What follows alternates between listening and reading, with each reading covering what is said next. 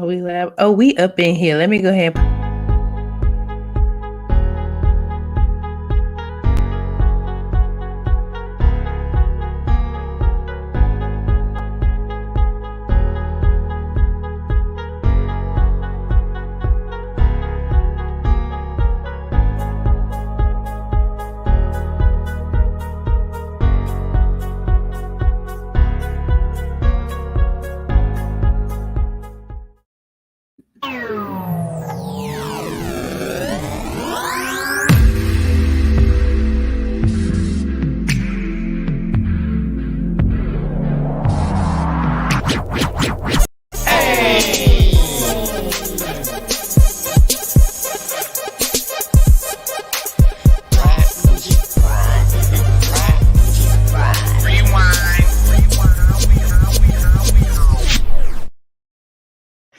Well, hello.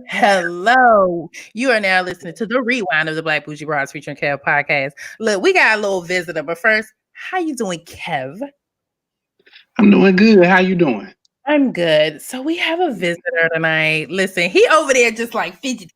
He's like, he's fidgeting. So he's one of our Aggie babies. He's one of our NCAT babies. He probably like, don't call me no baby. I'm a grown man. Okay. He's one of our NCAT babies. Jackie's, how are you, babe? Well, first of all, hey, Monifa. So tell us a little bit about yourself, and we'll just go ahead and dive into what we're talking about tonight. Just blow yourself up. Okay. So good afternoon, everyone. My name is Jackie Bell. I'm from Warrenton, North Carolina. And I go to North Carolina A&T State University. I'm a freshman. I'm an atmospheric science and meteorology major, so I'm going to be a weather broadcaster. So I graduated. Yes, I'm 19 years old. I graduated from Warren County High School on May the 23rd, 2020. I have a job at Food Lion, and I'm just excited to be on here. And things have been rough this year, but we all getting through this pandemic. But yeah. Okay. So yeah, I know y'all are like, okay, Erica, we got us a young one on here tonight. Yes, we do. That sounded amazing. I like yes.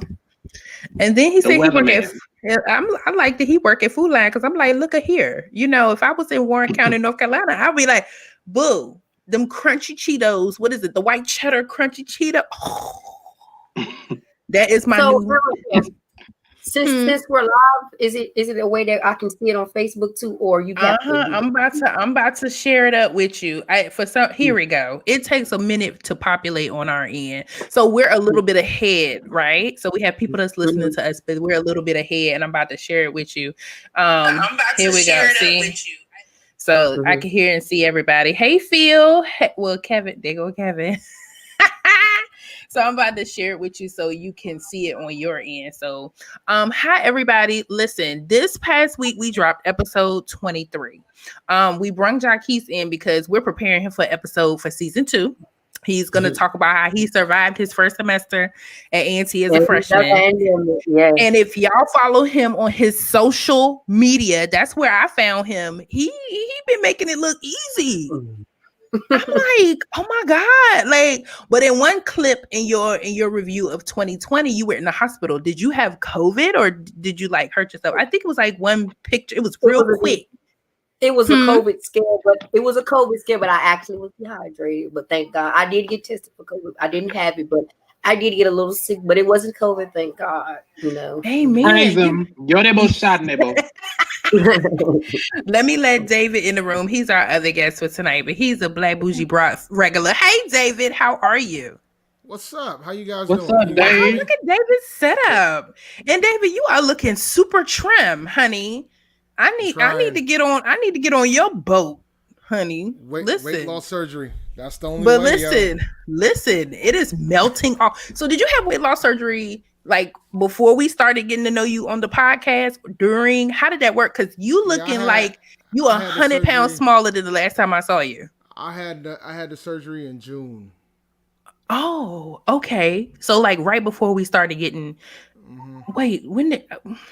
That's around the time we started getting going. So how do you feel? I know a lot of people who's getting the surgery right now. Great. Yeah, now's the time to do it. Really, Kevin? Yeah, in a pandemic, absolutely. Yeah, that was the beauty of it. That was the beauty of it because I didn't have to worry. Like because everybody was working from home, I didn't have to take as much time off. Like I was able. Like I was at the hospital for a day. I can't. Like I had the surgery on a Thursday. I went home on Friday. Oh my gosh! I was wait. See, this tell you my dates are all messed up because of this damn pandemic. I had the surgery on June 4th, and I went home the following day. What? I went home the following day. So I had the surgery. Let me June find 4th. out. Yep, I had surgery on June 4th, and I went home the following day. Okay. Well, David, real quick, we have one of our little Aggie brethren. I don't want to call him little. He is a grown man. Jacquees, he is a current student auntie. I was interviewing him for an episode we do have coming up in season 2. He said, "Let me on there tonight. Let me show myself. Let me prove myself. Put me on the mic." But there's only one problem you have, sir. There's one issue I have with you right now, though. What? I have one problem with you, my brother. What? What is it? You got to get that UNCG behind you off. Oh, he can see that UNCG behind immediately. You gotta remove that shit immediately. ANC right in the corner. ANC right in the corner. I know, but I can't see that with the shadow. I can't see the Aggie pride with the shadow. It's okay. He giving you a hard time. Don't let the old alum bust your chops, Jacquees. I can barely hear you, but we have to respect UNCG at an extent because they whoop us in basketball. So I don't care about that. They got more resources than us. Don't admit that in public. It's okay, man. I'll tell folks all the time. If Alabama had the same budget as we did in sports, they would be trash. Trinidad. Oh my gosh. As long as we are champions again, that's all that matters, which we will be. We will be. We will. So listen. Big South, MEAC, it don't matter. We gonna win these chips. Oh yeah. We hope we do. My God. So listen, Jacquees, I'm trying to tag you in this post. So listen, what y'all think about episode 23? We responded to Kevin Samuels. And let me just say this for the record. Hey, Monifa. Oh, look, y'all. We going down this path. Monifa done put in the comments. David, if you look to the right of your screen, you can see the comments. Okay. Job said he think he know you from the union. Oh, you know me then. He said he think he. Ooh, let me put this. I'm trying to tag you up, Jacquees. See, I had a major in computer science. My minor was in spades. So if you've seen me in the union, you've seen me. Listen. You've seen me in the union. Jacquees, do they still play spades in the union? No, they don't. I went down there, man. Well, the thing is, the basement ain't there no more because when they redid the union, it's a different setup. Yeah, so like that's gone. So like, nah, it ain't down there no more. Because I've had no problem making an appearance occasionally during homecoming and smack some heads. No problems whatsoever. Listen to this. Okay, Jacquees, right. I'm trying to see how to do this with you, babe. I'm trying to tag you in here. Let me just put it on my page and then tag you. So episode 23 was really it was a lot. I'm just seeing it. Hey, Sordy. Look. And Anthony, Monifa. I know a lot of people are getting to sleep. What's up, Anthony? What's up? We got Sexy Lexi in the building. Hey, Sexy Lexi. She getting it together still. She's still trying to learn to get that mic down. Poof. You okay? Hey. I'm good. I think I gotta change my headphones. I can't even really hear y'all. Okay, I got you, Jacquees. I done tagged you to this post. Boom. Okay. Johan's my guy, man. Yeah, Johan's my guy, Aubrey. Oh, look at that. Y'all in the comments having a Sexy Lexi. This is Jacquees, and we about to Jacquees, do you see where I tagged you in the Facebook post? Do you see it? Yes, I see it. Okay. I haven't seen Johan in years, man. I haven't seen Johan in years. So listen, y'all. We got a thing. Okay, thank you, Sordy. Let me get on track. So episode 23, we were talking about Kevin Samuels, who had a lot to say about women who may not look the part for what they want in life. Such as if you want a man who makes 6 figures, you must look like a 6-figure chick. Whatever that is, I guess. In shape, no children. Job say hey to you, Sexy Lexi. Hey, Lexi giving y'all something tonight, okay? The little hat and everything, I cute. can't get none of y'all saying what The you little say. knife. It's okay. We'll tell you when you get back. Because you look good. Come on, Joy Bayard. Come on. Come on. So we had a lot going on, y'all. We had a lot happening. Also, thanks to Patrice, who I think might be here. Hold on. Yeah, that's Patrice coming in the room. She's getting herself together. Hey, Maurice. Patrice, we don't have any full episodes on YouTube. Let's be clear. We don't put as of yet, which let's think about it. Gotta do it. We might have to after this kerfluffle that happened this past week. So Patrice put our episode 23 in its full entirety on YouTube. So if you just listen to our episodes, we do tape it where we see each other on Zoom. She put it on YouTube because a lot of people are responding to Kevin Samuel on there. And let's just say his posse came for us in our comments. Like I don't even know if we've hit 400 views yet. We hit over 300 in a day. So you got YouTube beefs, huh? I remember when I had my first YouTube beef. we got YouTube beef. Like, I remember when I had my first YouTube beef. School us. What do we need to know? So what happens is, like, because I do a podcast on the Carolina Panthers, and I'm one of many, right? There's a lot of different Panther podcasts, and my line brother Rashad threw a little bit of shade at the one of the other podcasters, and let's just say his posse came after us for a little while. Didn't like us for a little while. We've made peace since then, but you know, every podcast is unique in its own way. Some are crazy, some are rational, some just don't know what the hell they're talking about, and you get the base of the folks who are crazy, who don't know what the hell they're talking about, and they come up in your comments, they come up in your tweets, they get it all, you know. Fun times, though. Fun times. Give you something to talk about. Mm-hmm. Helps with the content during the off season, I will say. I can imagine. I ain't even read the comments that we got. I've been too busy. Do we got you now, Alexis? Can you hear us? Yeah, I'm good. I had to switch my headphones. Okay. I'm back. Internet is acting crazy. Is Jaquise gone too? Lord, we just having it out tonight. Y'all bear with me, at least me, because I'm going through it. My internet is unstable. Can y'all see me? Yeah, I can see you. You're okay, frozen, but yeah, we can see you. But you can hear me, but you can't see me. Yeah, now you know we can see you, but your picture was now you good. You back in order. You back on again. All right, cool. Okay, wait, where's Patrice? Oh my gosh, Patrice, we saw you. I saw you, but it wasn't letting you in. Okay, so I'm back. Light of the port scan attacks. Yes, we're being attacked, y'all. Y'all know Russia Russia attacked us this week? Mm-hmm. Didn't Russia? No, they didn't attack us. Yes, they've been there for a while.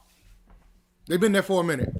But Jaquise, you heard that too, right? Like they hit a couple of government entities. Mm-hmm. Patrice, we see you. I see you trying to come in the room, but what I is don't it? even know. Too many ports and not enough scans. Man. Hey, Johnny's, can you hear me? When you don't have proper people keeping track of folks that are attacking us, that's what happens, man. Oh, we haven't had it in a while. Listen, you school us. So listen, like I was saying before my computer started acting crazy, we were being attacked on YouTube because we merely responded to what Kevin Samuels was saying. We didn't talk too much trash about him, and we did not disgrace the black man. Let me just say that. I feel like we were very balanced. Right? Like I feel like y'all were. Come on, David. Tell us what you think. And also, I had to tell Jaquise real quick what we were talking about. So he has his own opinion about what he heard. But go ahead, David. Hey, Joe. I mean, overall, the discussion was freaking awesome, and it had a different set of perspectives on what people thought about what he was saying. and there is some truth to what he was saying. It was just the way, it was the delivery of it. The delivery, Like it was straight, blunt. There was no tact at all. And sometimes you need that, but it goes back to the viewers calling this person for the advice. So you got to take the heat, whether you like it or not. Right. Y'all look at what Patrice done named If you herself. can't take the heat, stay out the kitchen right Stay there. out the kitchen. Right. Did y'all hear the beginning of the episode? I said, listen, if your edges ain't laid right, this ain't it for you. This ain't it. This is not your ministry. This is not.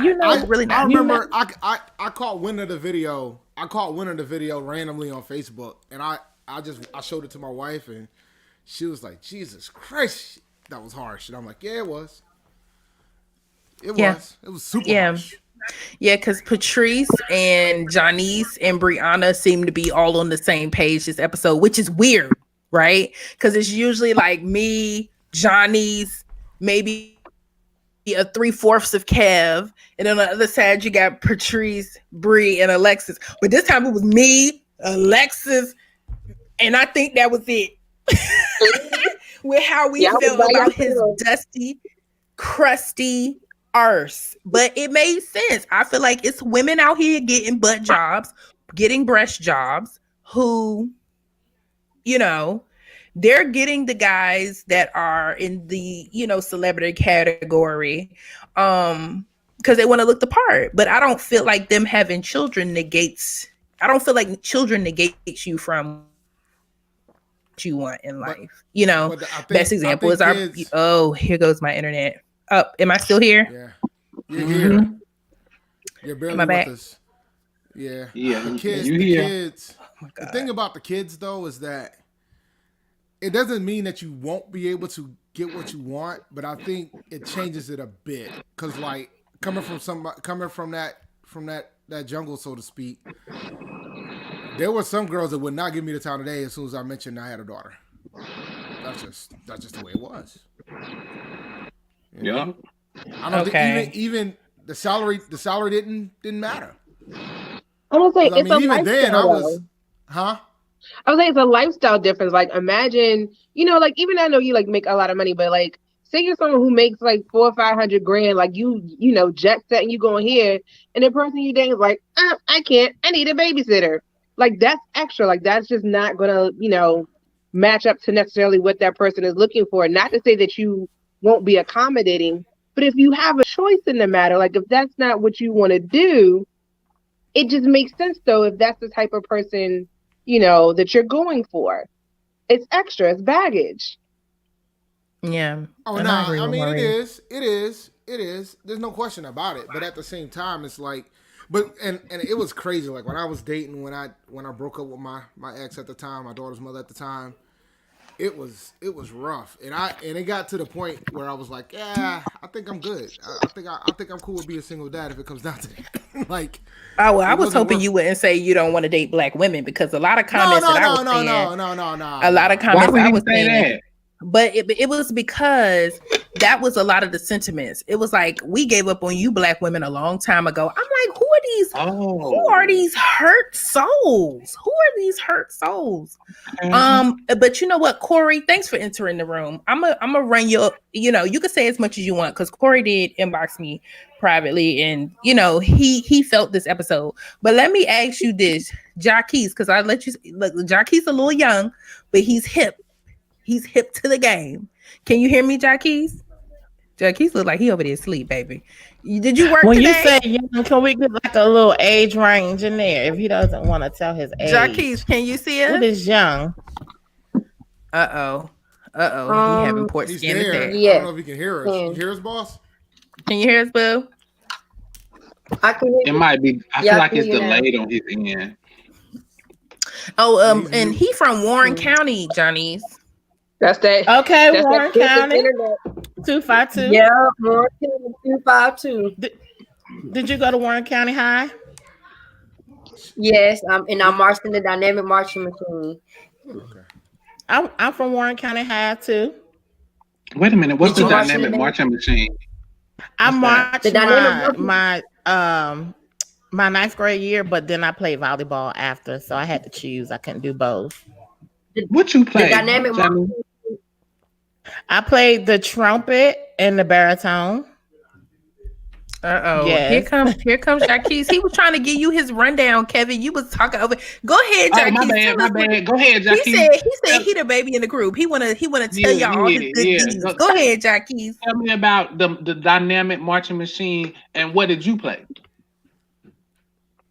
Okay, the dynamic marching machine is basically our marching band at one camp, but we were very known because we had a very great band. A lot of our kids go and march for A&T or HBCUs. A lot of them. Mr. Whitehead, he was very there. Like I'm talking about, everyone knows us from all over. I'm saying that this band, some says we were 8-time national championships in Atlanta. Every year they were there. But when I got in the band, Mr. Whitehead left, so I got some glimpses, but I didn't get that experience. But I was in the band, so I did get some experience of it, and it was just, we were hardcore. So I feel like one day I'm planning on marching for A&T.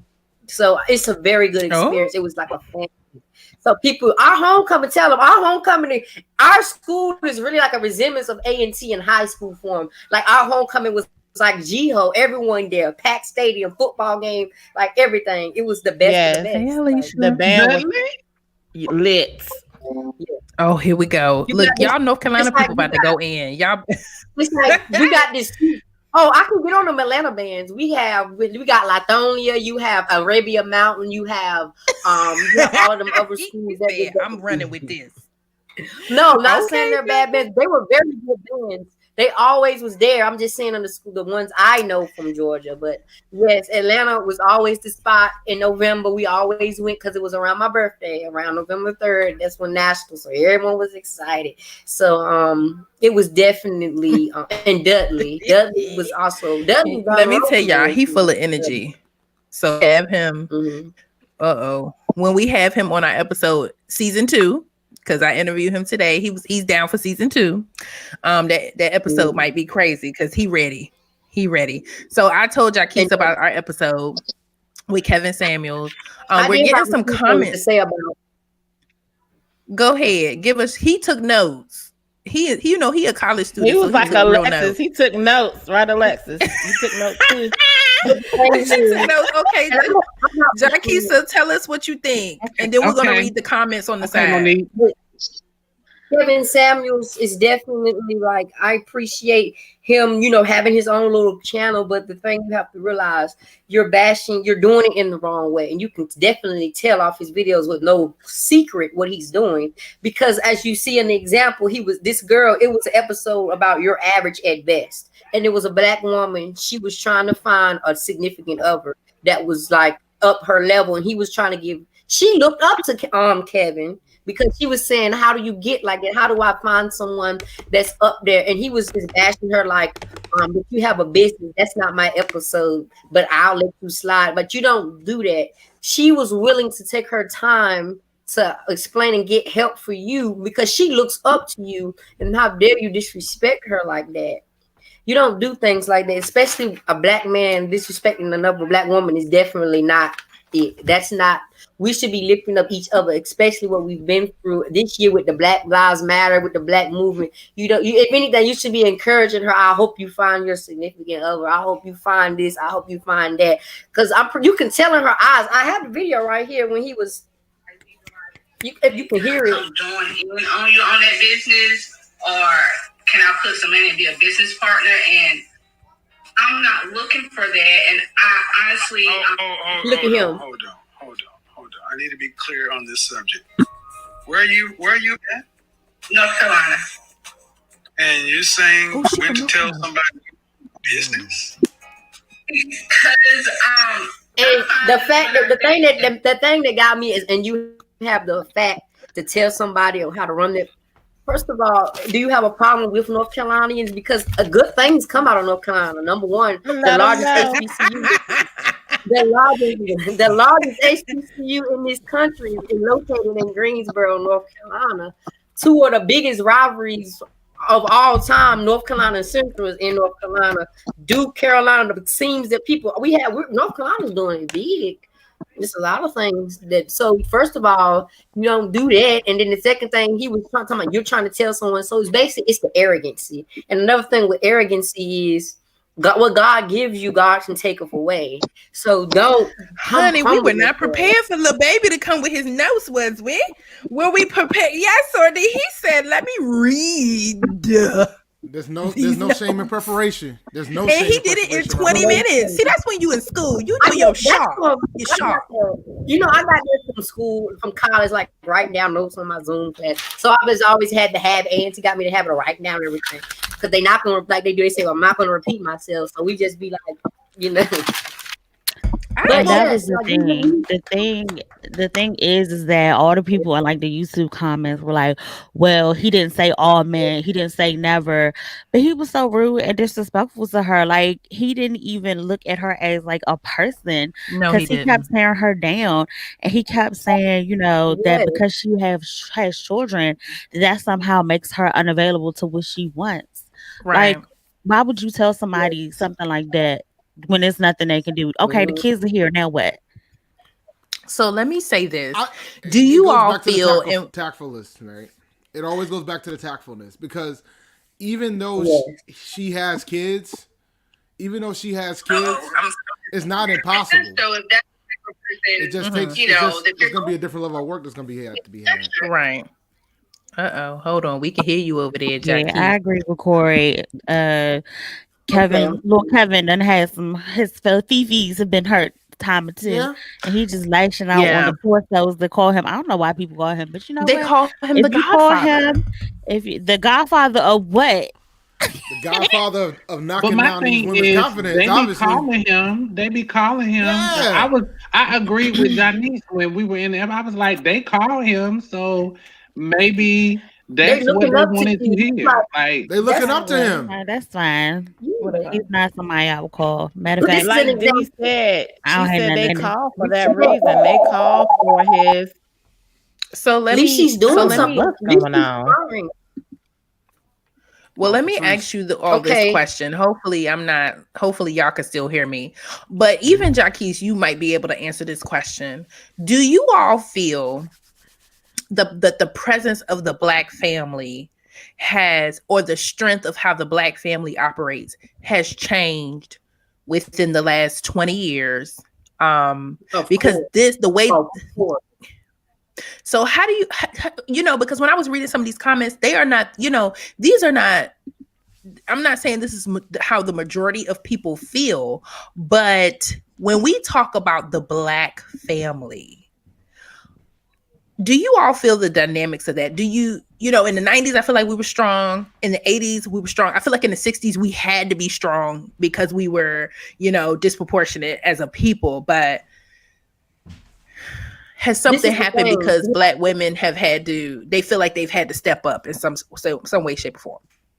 I want to add on to that about the 90s and the 60s. You have to think about it. In the 60s, Black people were more together, just to be real, because we were going through a harder time with segregation. So more Black people were more humble, 60s, 70s, 80s, because you didn't see a lot of Black excellence like you see it now. It's very like, you got to think about, we got Beyonce, we got a lot of people now. We have our own schools more. Now that it feel like that it's more Black people that are successful, and that's good. But some Black people are arrogant, and then when you see the households, then you see the households. I think the 60s and the 70s had successful people. I think they had a lot of Black excellence in the 60s and 70s. Hey, Soror. I just think it's now more noticeable because of everything when you think about social media and media platforms. Like, when I was a kid, I had 5 channels at the crib. You know what I'm saying? My daughter now got like 300 channels. You know what I'm saying? So like, it's everywhere now. To get attention now is an accomplishment. Yeah. The togetherness. I just feel like, because it just seemed like but it's more to it too, right? It's about what the content is too on what we have available. Like when I was a kid, and even though Bill has lost his damn mind, we had the Cosbys. We got to see that we had a different world. We got to see that Black excellence. And it's probably until like within the last 5 or 6 years that you guys have like your Blackishes and things of that nature. There was a time where we didn't really, where the black sitcom, seeing us being great, that was gone for a while. It got to be on the hood side and like more the ratchetness. We got more ratchet, more reality TV, different types of content that would come in the forefront. Like there's probably like 1 or 2 Blackishes and like 1,000 Real Housewives. You know what I'm saying? And that matters. Right. That matters. Like I know people want to say, well, it's just entertainment. I'm like, well, is it really? So Johnny, what are you gonna say? I was gonna say, to kind of piggyback off of what David was saying, like, you know, our generation, we did have like the Cosby Show, things like that. And so I kind of I feel like our generation is definitely bringing back that black family. That's how I feel personally from some of the dynamics that I see around me, that, you know, our generation is definitely bringing back the black family, the, you know, the meaning of it and the importance of it.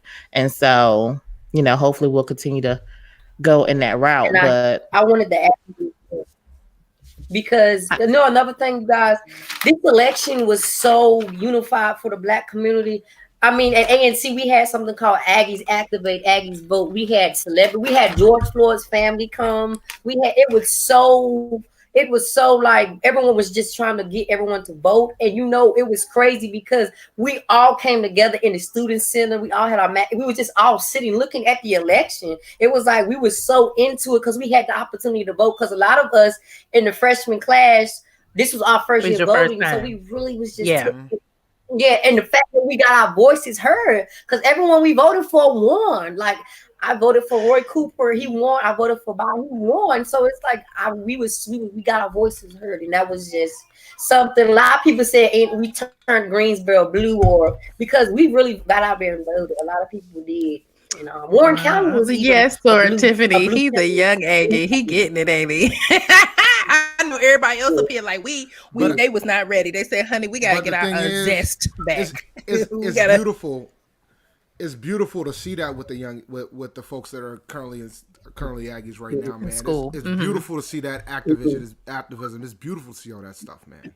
Yes, because it's just like we was determined we was gonna get by the next year, and we did that because everyone has their own opinion, and I'm not gonna speak bad on Republicans. I'm not gonna speak bad on Democrats, because everyone's entitled to their own opinions. But it's just saying we fought for what you want. If you really want it, you'll get it. Because struggling, I know this is my episode is next week, but I'm just saying how COVID-19 has affected a lot of things for our age group, because you have to realize this is a time when usually our lives start. This is a time when we begin our lives, and it's kind of like on a halt. So it's kind of harder to cope with what's going on, because we don't know the unknown. I'm not saying that you guys aren't going through it, because you guys are the adults. Y'all a little older than me. Y'all kind of graduated from high school. Y'all got your graduation prom. You did your college experience. You've been through a little bit more things, so you kind of can adjust to things. We've had things. Don't get me wrong. We go through things, but this is just something on a level. I won't be able to tell my child, oh, graduation, what was that? You know, they're like, how was your graduation? Well, I don't know. We were wearing masks. Everyone was going through this crisis. You lived through history, really though, baby. Brother, everybody lives through history in some history sort of fashion. You can talk to your kids about this. This is like this is something you can talk to your kids about. Like, yeah. My daughter don't know what to do with herself right now. Yeah, get a whooping. So listen, let's don't be trying to abuse your kids before they even have a chance to be in the womb. So let's drive it back. So we have a lot of comments coming in. Me personally, like I said, I heard from Corey as soon as the episode dropped. He said he thinks the black family has changed in a few ways. What happened is that we've taught women to go to school and men to go to work, which leads to women making more money and being the breadwinner. With that comes a much different dynamic. It has a lot to do with how we were raised. And that's true. I mean, for everybody on the panel who is a woman, were you all told you must go to college? I know for me, it was, you got to go to college because you're going to make your money and you're going to live your best life. It wasn't, go to school, get a whatever degree because you're going to have some husband who's going to support you. So how did that work for you all? Well, for me, can I go? Well, can I start off? Okay, yes. Go ahead. Okay. Go ahead, boo. For me, it definitely was a suggestion that my family believed that long as you're doing something productive with your life, they'll support it. Like my grandma say, if you graduated high school, even if you don't go to college, if you got a little job at Mac, she like, even I don't care if you're going to McDonald's, as long as you're doing something productive with your life, you stand out of the trouble. That had the mindset. We're gonna support you to the fullest, or it's as long as you're making something out of your life, it's not a problem. It wasn't like college was a problem, but usually we always win anyway. But it's definitely long as you're doing the right thing and doing something productive with your life, I'm going to support you the fullest. That's how mine. And so I think that's good. So for the women, were you all pushed in a certain type of way? Because I know in my family, especially with my parents, they were like, you gonna do things. You're going to make this money. Were you all pushed in a certain type of way? Because I think what has happened is Black women, we're the most educated group of people in the world right now. Like, we got multiple degrees. Haven't you all heard that statistic that women are just Black women, excuse me, are out here killing it? It's because there were times where our families were torn apart and we had to look to ourselves to be educated and to be the breadwinner and to make things happen. In my household, my mother was the breadwinner. She was everything. She did it all. So she taught me to do it all as well. And I won't say that I felt a pressure to go to college. It was just kind of like the next step. It wasn't like I was pressured to do it. It just was the next step in my family. All of my, my aunts and my mom, everybody went to school. We all went to school. So it was just like the next step. But for me, if I have children, I don't think that is something that I am going to harp on with my children, because college was a great experience, but it left me with more questions than answers. Like, I was not prepared for that next step at all. And it wasn't because college didn't prepare me. It's just like, you have 4 years to decide what you want to do with the rest of your life. And then once that 4 years is up, it's like, all right, go figure it out. And it's like, well, wait, once I got here, I thought I wanted to do one thing, and now I want to do something else. And like, where do I go? What type of steps, what moves do I make? So for me, college is important, but it's not the end all to be successful, in my opinion. But I just think that women just, stepped up because we had to step up. We had no choice. And I want to add on to what she was saying. I bet you do. Look, Jackie, you got energy. We gotta, for your episode, we gotta drink us some ginkgo bilobas and some energy drink, baby, because you bringing that youth energy, honey. We be on here like this, but you like, hey, let me tell you something. Boom. Bam, we're gonna be like, we gotta get ready for Jackie. I'm loving his energy. I don't know about y'all, but Jackie can have his own little show. He said he think about getting this StreamYard. All you gotta get the StreamYard, get you a good mic, Jackie, and you be on YouTube killing it. Just get a Yeti, and get to work. Yes. All right, Johnny's, go ahead. I know she about to. You've been breaking ground this week, Johnny's. With really? groundbreaking stuff. I ain't been prepared for what you had to say this week. Go ahead. What you got to say? I was gonna say, for me, college was not like a big push. I've always been self-motivated. So it wasn't a big push to go to college, but it was definitely a big push just to be successful. And by any means, it could have been, like a technical, military, things like that. But I realized that college was something that I needed to do. I come from a family. My grandmother was actually the first person in my family to graduate from college, but that was after she had her children. My grandfather was military, so she actually went back to school through like a program that they did she was a teacher assistant. She wanted to be a teacher, so she went back to school, got her master's degree and all of that with children. So I definitely looked up to her when it came to education and things like that. So, it wasn't like a big push, but it was just like a push to be, successful, independent, and things like that. So I think those qualities kind of go hand in hand with the same thing you tell your children, like, if you're pushing college per se. So yeah. Okay, Patrice. Let's give Patrice her moment. She is giving you a dull pink lip. She's giving you the waves. She's giving you purple tonight, which is one of my favorite colors. So, Patrice, let me talk how you look. What do you think? Give us your. I have to look like that because you're over there like this.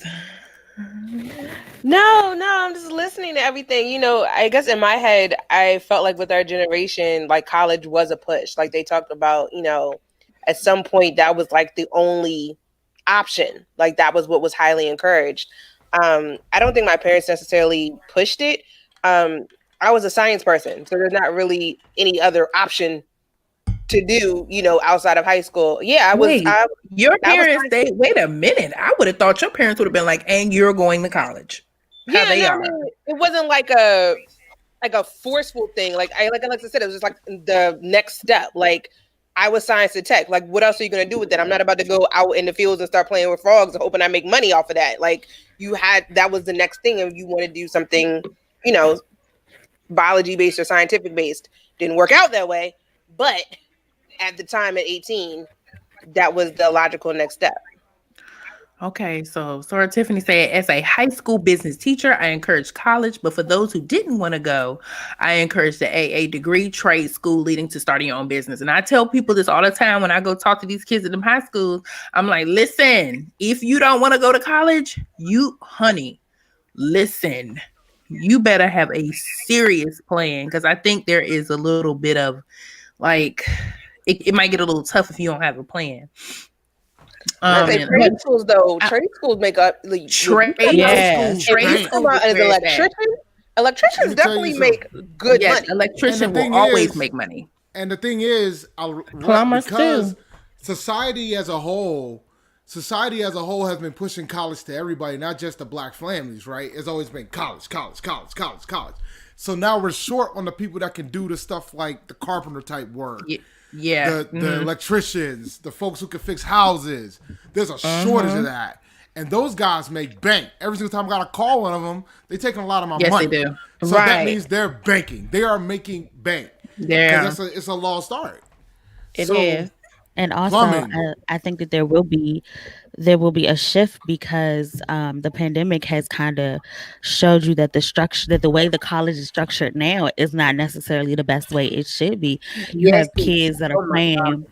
You have kids that are paying the regular amount of tuition, and they online on Zoom trying to get an education, but you still paying the full tuition. Like I think that this is going to be an awakening. I think this is going to be awakening, and that the whole way that we do college, with respect to certain professions and certain fields, but I think that is going to be examined, and something different is going to come out of this because right now, let me tell you something. Right now, the way the school is right now, it's not really working. It's very hard. Well, the pandemic has changed a lot of. The pandemic has changed a lot of things in society that makes you think, like, really, do you truly need this? Right?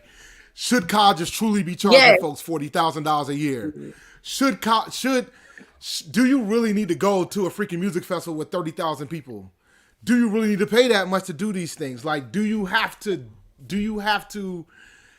go to sporting events? Like there's a lot of things that are going to change. Yes, you have to go to concerts. Yes, but we know you don't have to do those. Cut it out. It's the experience. It's the experience. Look, you ain't got to tell me. I go to festivals all the time. I was at a concert 1 week before the pandemic popped off. I went to go see De La Soul like 1 week before the pandemic popped off. Like I always like going out to shows, but like it makes you think about things about whether or not you really need it anymore. So David, once we get back to regular, you telling me you're not gonna be at those concerts? David said, and David over there, and David over there with the new body, he about to be out here cutting up. Okay, no, I'm married. I got 2 kids. I ain't trying to look. I'm married with 2 kids. Don't do that. Listen, he gonna be at homecoming like new me. What's up? Gino's a mass gathering, so that's specifically of going to a concert. Yeah, like I remember, I'll never forget when the pandemic first started. The first thing I thought about was, "There's no way in hell we having G-Ho. There's no way." Right. I'm saying on every Aggie's mind. It took them to literally the month before to cancel it, like 2 months before. It's the same thing. But we have new dates. It's going to be October 30th, 2021 at 7 o'clock at the already, let me tell you something. I already booked my hotel. I don't think y'all ready for Jackie. Yes. Alexis over there, like, I gotta wake myself up because I was not prepared. Patrice is over there looking like Catwoman. It's just a lot going on tonight, okay? A&T charged us for athletic fee. Ain't no games going on. It's Corona. Y'all talking about 430. But in some of these schools, some of these schools some schools have pushed to change those fees, because what was happening was that a lot of the journalism students and a lot of the newspaper were like pushing them like, hey, no, we're looking through this, we see the itemized fees in here and we're not even using these. There is no sports, there is no activities, so you need to take these fees away. So some schools have reached in and taken those fees away, but it just all depends on what school you go to and who's willing to push. But the thing is, like, for the HBCUs, there's some aspects of it where they kind of have to, because there are some HBCUs that were on the brink before this pandemic started. Definitely was not one of those schools. No, wait. Look, Jackie said he's gonna let you talk about his school. Let me tell you something, man. That refund. I know folks wanna. A&T is an easy target because they're the largest HBCU in the nation. But let me tell you something. You don't become the largest HBCU in the nation without resources. Okay. You can't. I mean, we doing good, praise the Lord, and we got that money. I want to have a discussion about that later. But let's focus on the $45 million. But I feel like there's a light at the end of this tunnel. Of course, now will I say that everything's going to go Krispy Kreme in the first part of this year? No, but by the end of the year, you still see some sense of norms. It's not going to be another 2020, of course. I'm going to homecoming next year. It's an 85.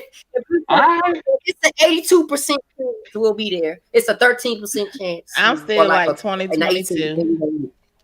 I don't know, y'all. The way them hotel rooms are booked up so fast, I don't know. It's looking crazy already. So the people in the comments are going crazy, y'all. I don't know if y'all are seeing this. Are we frozen? Can y'all see me? Nah, I can see. Okay. I can see you, and I can see the comments. Okay, so let me run through here. We got a lot of people in the room. Hey y'all.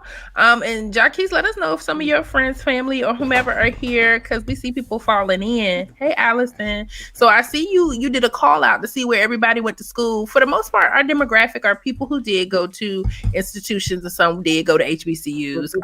I just think that's our little group, a lot of people in our age range. Majority of the people I know went to school. And if you didn't, it's not a big deal. You know what I'm saying? As long as you're working a job and you're making your money, that is the push. So that's what's important, is that you're making a proper living for yourself and you making your money. Everybody has a different lane they're in. Alicia did a shout out to Sid McGammer Rose. Patrice, I'm surprised you didn't catch this. I also wanted to do a chant, man. What gives?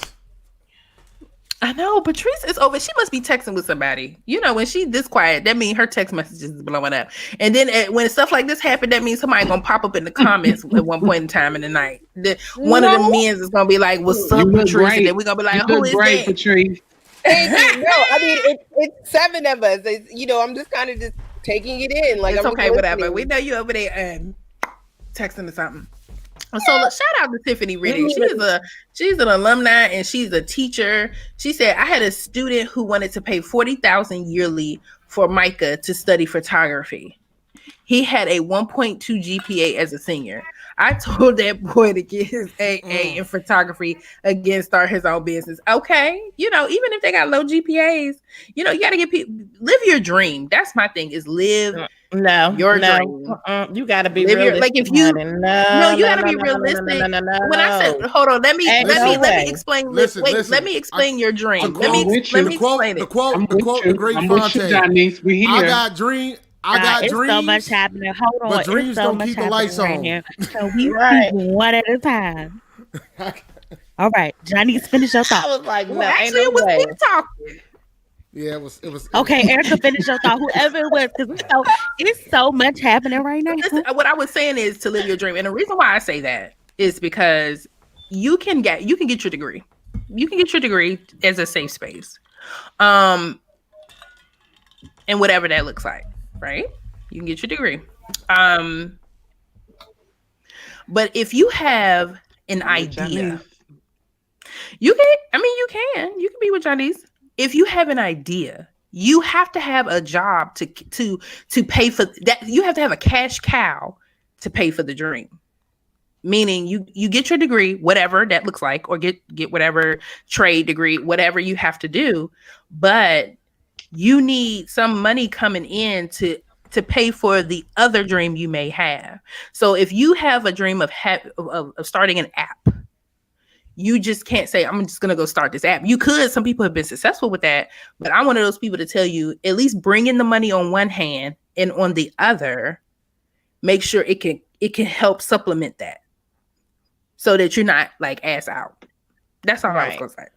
Oh, I think we're talking about two different things, because when I saw 1.2 GPA, and I think, so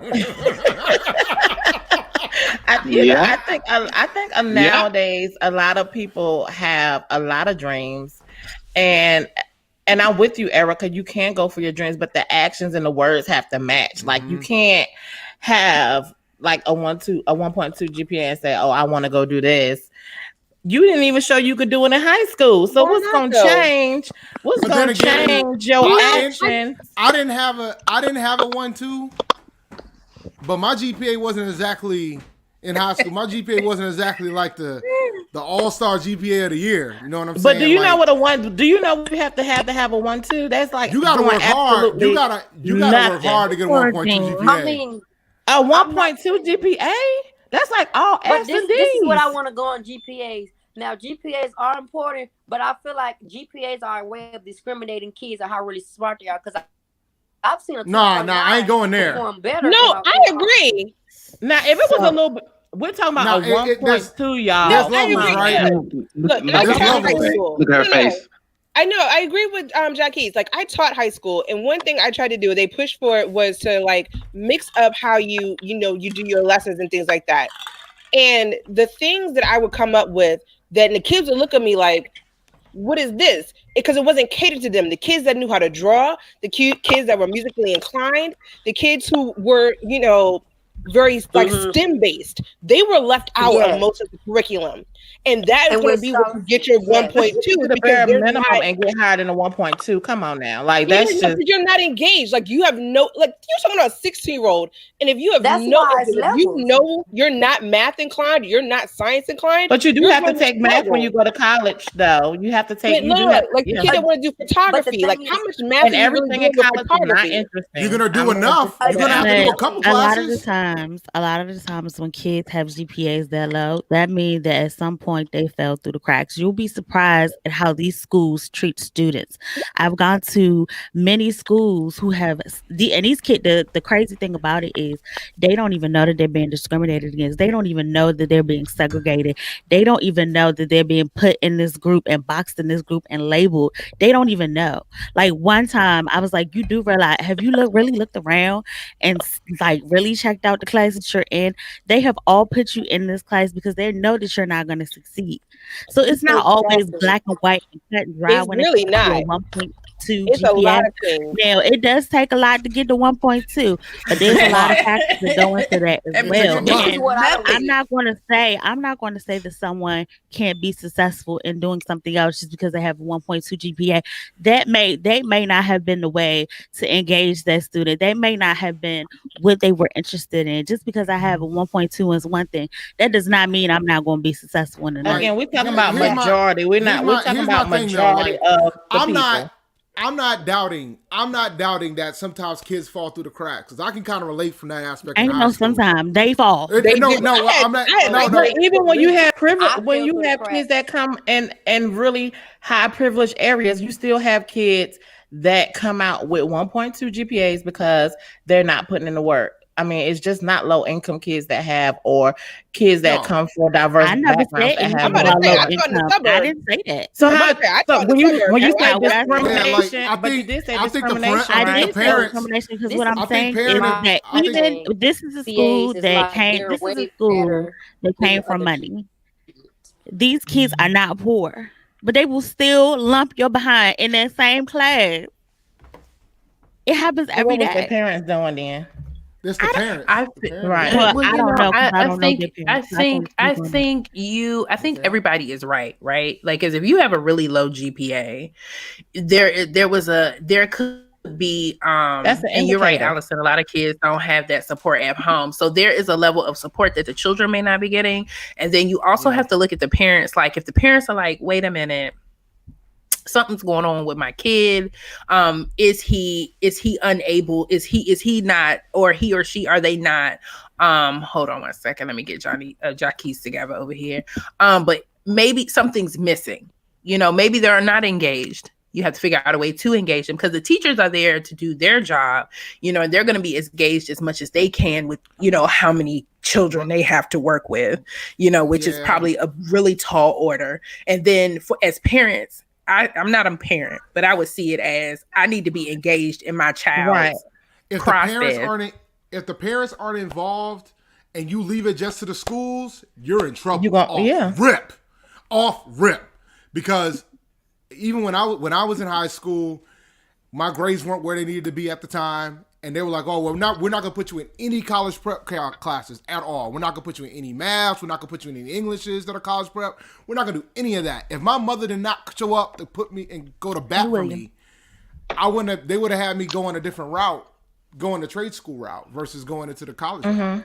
So like, you can't, if you have kids that lack the parent involvement, and I'm not saying the parents got to do everything, but the parents got to have some level of awareness about what the hell's going on at school, and the kids and the parents need to be in sync when it comes to that. Because if that doesn't happen, if you leave it all to the high school to do right for your kid, you're losing from the gate.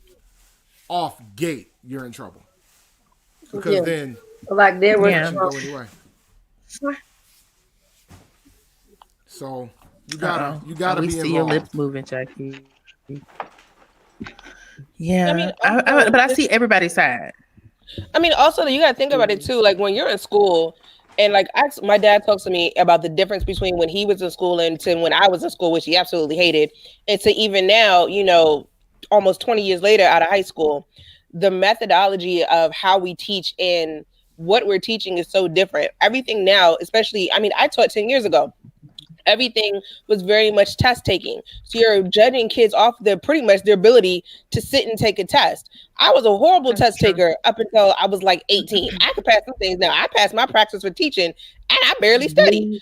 So, but when I was 14, 15, like you're basing, and that's a large portion of your grade. So like to purely judge someone off of a number, which is more so to easily compare than the actual understanding of what the kid knows. Because I had plenty of kids who were smart and they were just like, I don't care that much. I had kids point blank that was like, I don't do homework. I don't want to. And so now they're looked at as stupid just because they don't want to. So I don't think that's a fair determination. Patrice, I would say, but what's the difference? Jackie, she going in and out. Yeah, I can't tell when Jackie is talking. Jackie, you can see them little lips moving. It's just nothing coming out. It's a shadow. And he giving it to you too, because he like all you see is this. Yeah, he's snatching the air. Yo. He is out here. He is out here throwing it. Patrice, I was gonna say, what was the biggest difference between college and high school? Because to me, it really wasn't a big difference. Like we still had tests in college. We still had boring classes in college. You still had to have. I still had to have the same motivation that I had in high school that I did when I was in college. You know what the biggest difference for college? It was just adding the dynamic of learning how to live on your own. Right. Like for me, the big difference was I felt like I had more control in college than I did in high school. Because in high school, you kind of knew like the rotation, right? High school, you show up at 7:30, you end at 2:00, you have these 7 classes. This is what you're rolling with all year. Whereas in college, after my first semester, once they said, "Oh yeah, you can pick which classes you want and what time," it was game set and match. They want an 8 a.m. class show in sight. I got to pick these 10 o'clock joints. I got to pick these 1 o'clock joints. I get that, but what about the academic part? What about the actual academic part? But you're deciding, like, when you go to high school, they're telling you this is what you're going to do. You're going to do language arts. You're going to do this. Now, college, to a certain extent, your first year, they have those little things. But ultimately, you're deciding what course you're taking. So like I like biology, so that would be the premise of most of the things I did. I picked the combinations of the attack. Right, but you still had to take those Englishes, and you still had to take those math. But the thing is, those sciences. But the thing is, Shanice, think about it. Hold on, y'all. We got a conundrum going on. Hold on, I gotta ball it back. Okay, what were you saying, Patrice? We're gonna round you out, then we're gonna go to Johnny's, and then we're gonna. What she was saying, you still have to take those classes, but you're, even I think like you've talked about it, like Erica. There's a certain extent, like, all right, you were an engineer, so when it came to those English classes compared to engineering classes, you got to focus more on the engineering. English, we didn't care. Yeah, we didn't care about the English class. You know what I mean? My dad hated that because I was like, I was the opposite. I had a math class, and for me, because I was science and tech in high school, the majority of my freshman year was like 9th grade all over again. And I complained about it. My dad was like, take the easy A. And I'm like, that's a waste of money. No, it's not. That's what he said. I didn't listen. David, don't get caught up in what Patrice saying. Don't get caught up because it's a whole story. Don't even worry about it. No. I didn't listen, but I took the harder class and did not do as great in the harder class. So learn my lesson. But, at the end of the day, I got to choose that, though, compared to high school, where it was just like, all right, well, you could take statistics or you could take calculus. That's it. You know what I mean? So you still had more control and more motivation. Here's my thing. Like, so hold on, David. We gotta go to Johnny's, and then we're gonna go to Jacquees, because Johnny's is a mother of 2 little babes, and she a teacher, so she probably ready to go off. She probably ready to blow a scholastic bomb up in this room right now. Okay, so no, my only thing is, I just feel like I just feel like I know the background I come from. I know where my hustle come from. I know all the things that I had to do to be where I am today. And it has not been easy. And so I feel like if you're not putting in the work, regardless of what your GPA is or whatever, I feel like your GPA is going to follow you if you're putting in the work, regardless if it's something you don't want to do. Hey, every day I do stuff that I don't want to do. So I just feel like even with that and going to college, me personally, if I'm paying for it, I'm not paying for someone who go to college with a 1.2 GPA. We're going to have to think about another route. Maybe you have to go to community college, something like that. But me personally, if you have a 1.2, well, that's not going to be allowed in my house. So I don't even have to think about that. So you better be careful. The next person. I said it's not allowed. So they can have a 1.2, but they won't be with me. So, honey, okay. Yes. Okay, well, go ahead, Jackie. You ready now? We got to be prepared for you. Go ahead, baby. Okay, this is what I feel being a current college student. The main thing you have to realize, especially being at a HBCU and a party school, is what you're there for. Because sometimes that can go out of the window sometimes. What am I really here for? You have to really realize, okay, I'm here for education. I'm not here. So I'm here to have an experience too, but I'm here about business, because at the end of the day, you're paying for this. So ain't nobody finna keep spending all this money and you're not doing anything. Right. So like with the GPA, you got a 1.2. Put it like this. Okay, the minimum for freezing is 32 degrees. Anything under that is freezing. So that means that 1.2 is like unacceptable, and 2.0 or higher is acceptable. That's why colleges have academic probation, because if it's that low, that's unacceptable. That means you're really not doing anything where you're at. So by the ANT, I feel like Jarquise is my future child. Like I feel like little Eric. I like that analogy. Little Eric is in the building. Like, I do like that analogy. Baby. I couldn't have come up with that. I couldn't have come up with better myself. That was perfect. And now, don't get me wrong. Every class, there's going to be plenty of classes that you don't got interest. I don't like English. But I know I got to pass it if I want to get a diploma. That's what my thing with high school. English was my worst course, but I still managed to get through. Of course, I'm going to get an 80 or 90 in my weather class, because that's my major. I love that. That's my interest. Now, I might not like history. I might not like it, but you got to realize you might not want to go to work tomorrow, but you're going to go because you got to let them. See, that's that Warren County. We got that connection, Jacquise.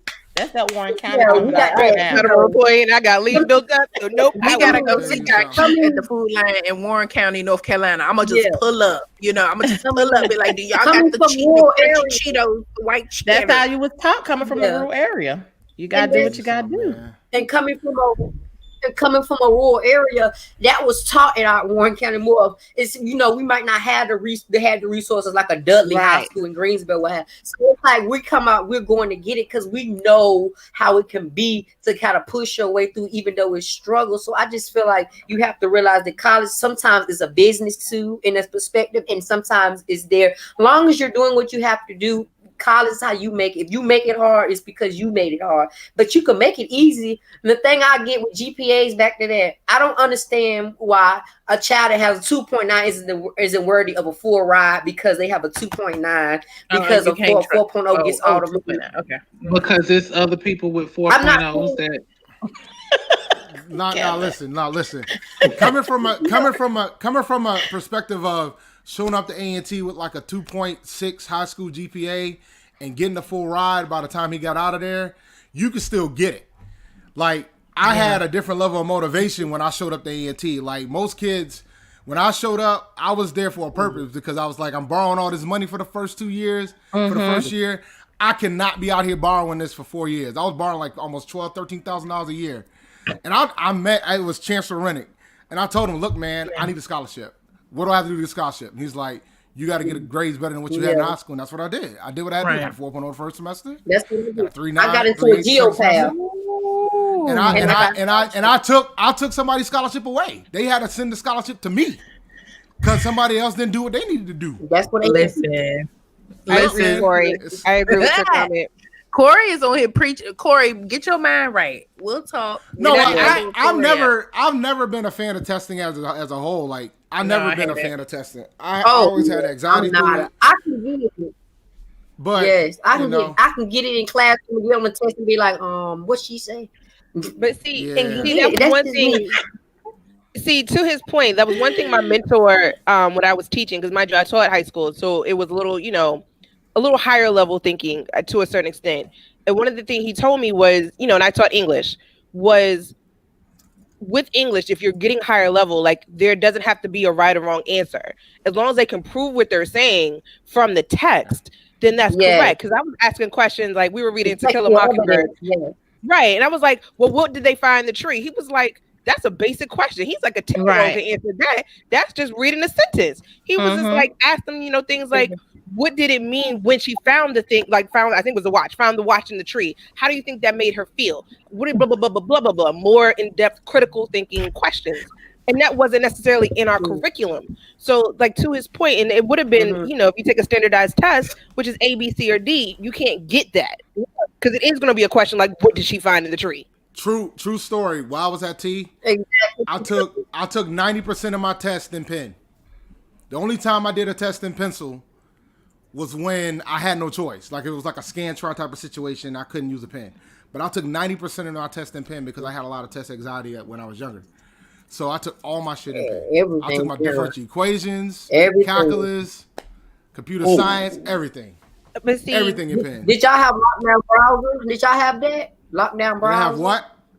Now we had Web of Science. Lockdown browser? I had you ever heard of Web of Science? I know what that is. I took a class recently, Jackie. I've seen that. That joint is real. When they do that, you can't do anything. You can't click on that. You on that page. You show your ID, all of that. You got to show your ID. And it was like, if you look down a certain way, they'd be like 0, 0. My math teacher, she was like 0. You look down. Then my college success teacher, I love her to death. She was hardcore. Was like, look, me, I'm over here like this because me and Kevin would have been listen, whatever. That's why I was asking you that because before we had a conversation offline where you said, if it was the pandemic when we was in school, we would have been passing everything. No, not with no lockdown browser. We would have been. We got ways. Anywho, let me read this. Shout out. Exactly. Tiffany is killing in the comments. She said, I am a witness. I told students I partied my first semester and failed 3 classes. I almost was 1 semester and done, but my parents made the decision to give me a chance, and I was an excellent high school student. Tiffany, I feel like when me, you, and Sora Trevi can have our chat, we're going to have a lot to talk about because I might have to pull Kevin in for our chat. I know it's supposed to be swords only, but me, Kevin, Tiffany's literally. we need to check because your story be lining up too much with mine. She said, "I lost my mind 17 years old at A&T Aggie Fest and homecoming. Woo chow." Listen, honey, we don't even get us started. Me and Patrice freshman year was a hot riggedy. Freshman year was like I didn't easy for me though. Yeah. Nah, freshman year was good. Freshman year it ended up being easy because I started strong. But like once I got down, like that's why I said high school and college is so different, because for me, very different. Once I realized that I could freaking dictate my schedule, and that some of my professors didn't care whether I showed up or not, I managed that shit to a T. T when I was at T. We couldn't miss a thing. What you talking about? Man, we couldn't miss nothing. You cannot go off your high school and based off the class. Look at me. I graduated top 20 in my class with 2 cords. And I went in my first semester of high school. I started off so great. I was on track, and I just let that A&T lifestyle get in, you know, and unfortunately I didn't do that. But you said this is your first year, right? This is your this is first semester. So how? I mean, y'all ain't what's the lifestyle now? Like what? Well, hold on, Kevin. Yeah, like you ain't got options during the pandemic. You know these kids gonna make it happen regardless. They gonna have their lifestyle. The thing is, we made a way. The thing was, it was a pandemic, but we put the mask on. We had kickbacks inside the dorm. That was the new normal for right now. We didn't have no big get together. Hanging out in the student center. I got to pull the clip of this and send it to my mama because she just is so Jackie is gonna have his own. He gonna have his own situation. We got to give him his own situation. He came 5 times. He came 5 times. That was like our big event, and then we had little kickbacks in our little dorm. Hey, it's a kickback in villages. They're like, oh, say less. So that was our little way of snipping it and sending it over to Ms. Jenkins. She has so much faith in the student body. And I said, I said, y'all finna have some super spreaders right over there because I know them A&T students. But it seemed like the young folks are not really catching it like that, though. Young folks. Well, no. They said the numbers went up over the past couple weeks at A&T's campus. Oh, they did. But they were fortunate they were on their way out the door. They were breaking. Yeah. They didn't send them home because they knew they were about to go home. Right. Yeah, they stopped us from eating in the cafeteria. We couldn't go in the students' center. You had to sit in your dorm and do class. They said if they caught you at someone else's dorm, you was going home that day. You weren't going home like on the thing because Haley was getting capacitated. The COVID ban was going all over campus because they had a big event. From eating in the cafeteria, I wasn't eating there no way. Okay, Kevin. We know you were terrible. The big calf is still terrible, and the marketplace will always be over the big calf. That's all I have to say about that. Okay, so we're gonna have, like I said, they got 2. Yeah, we got a big calf. No, we got just 2. I remember my freshman year. I didn't have a calf. They had us. Oh, you were part of that group. But you had them trailers. You had them trailers. Let me tell you something, bro. The Aggie don't. I'll never forget this. My freshman, like the week, like freshman orientation when you move in and stuff, and your parents come and they send them to the calf and they be like, yeah, they're gonna be eating good. So they had us. Put us in the old calf. They had us in the old calf, and as soon as they left, the trailers were up, and that's what we ate. We were up in the trailer. We were up in the trailers, man. The food wasn't bad because the new calf wasn't built yet. The new wheels wasn't built yet. It was done by my sophomore year, and at that point, I had my meal plan in the trailer, so I had no interest in getting the meal plan at that point. Yeah. They were nice. It was a luxury. No, they were nice. We had Chick-fil-A. We had Chick-fil-A back then, when they did the addition to the union before they just tore it up and rebuilt the student center. You just ain't had no space. But no space. Not an ounce. Talk in between. David, don't get Kevin going. You get Kevin going. Look. So can we talk about the comments? No, I relate. I experienced those trailers. Not while we were in school,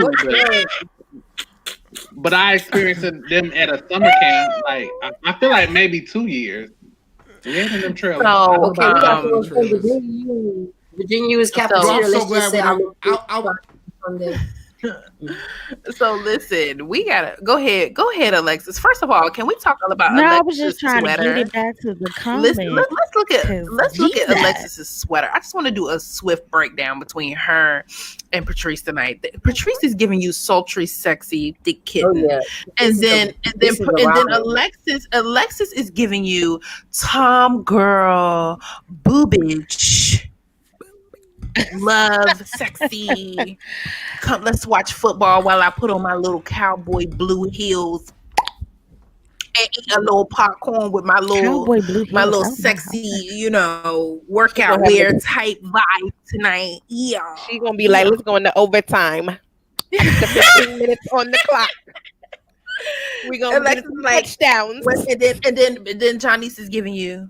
We wish you a Merry Christmas. We wish you a Merry Christmas. She's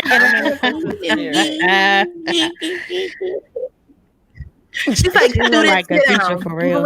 I wore this on all my Zooms this week. All my Zooms. And that's what's up. We got to get into the spirit. Okay. I don't know where Jaquise went. If you don't have the best, you got to have when we use StreamYard. So this thing is powerful. So if you don't listen, here you go. He back. Hey, Jaquise, you back? Yes. Okay. So look. So let's get to the teas of the teas. So we can stop. First of all, in the comments, Tiffany Riddick Adams. Soror, you are off the chain tonight, but you are speaking a story that we all know, honey. Mm-hmm. Honey. Listen, Lily said Lexus is looking real football husband ready. Right. I don't even know what that means. That's every man's dream, honey. They want that. Let me tell you something. You got a massive amount of options, my sister. Ain't nothing wrong with that. Hey, go I got a massive amount of options. All right. They might not like the team though, Alexis, but they can get over it. I mean, I don't like the team right now either. So I guess we'll be in there together. Because some of you got. Yes, some hate the Cowboys. You are. I need y'all to win one more game so Carolina can fall to 4. Get up to 4. I need y'all to win one more game. That's not going to happen, but okay. # Team Tank. Let's go. Oh, okay. Oh my goodness, y'all! David got his whole setup. David look like he is YouTube ready. Okay, he is YouTube. I'm always YouTube ready. All you need is just a little bit more light, and you good. You good over there. And he looking good because he on his weight loss journey. Ain't nobody mad at that. Ain't nobody mad at that. 15 pounds away before we got you, boo.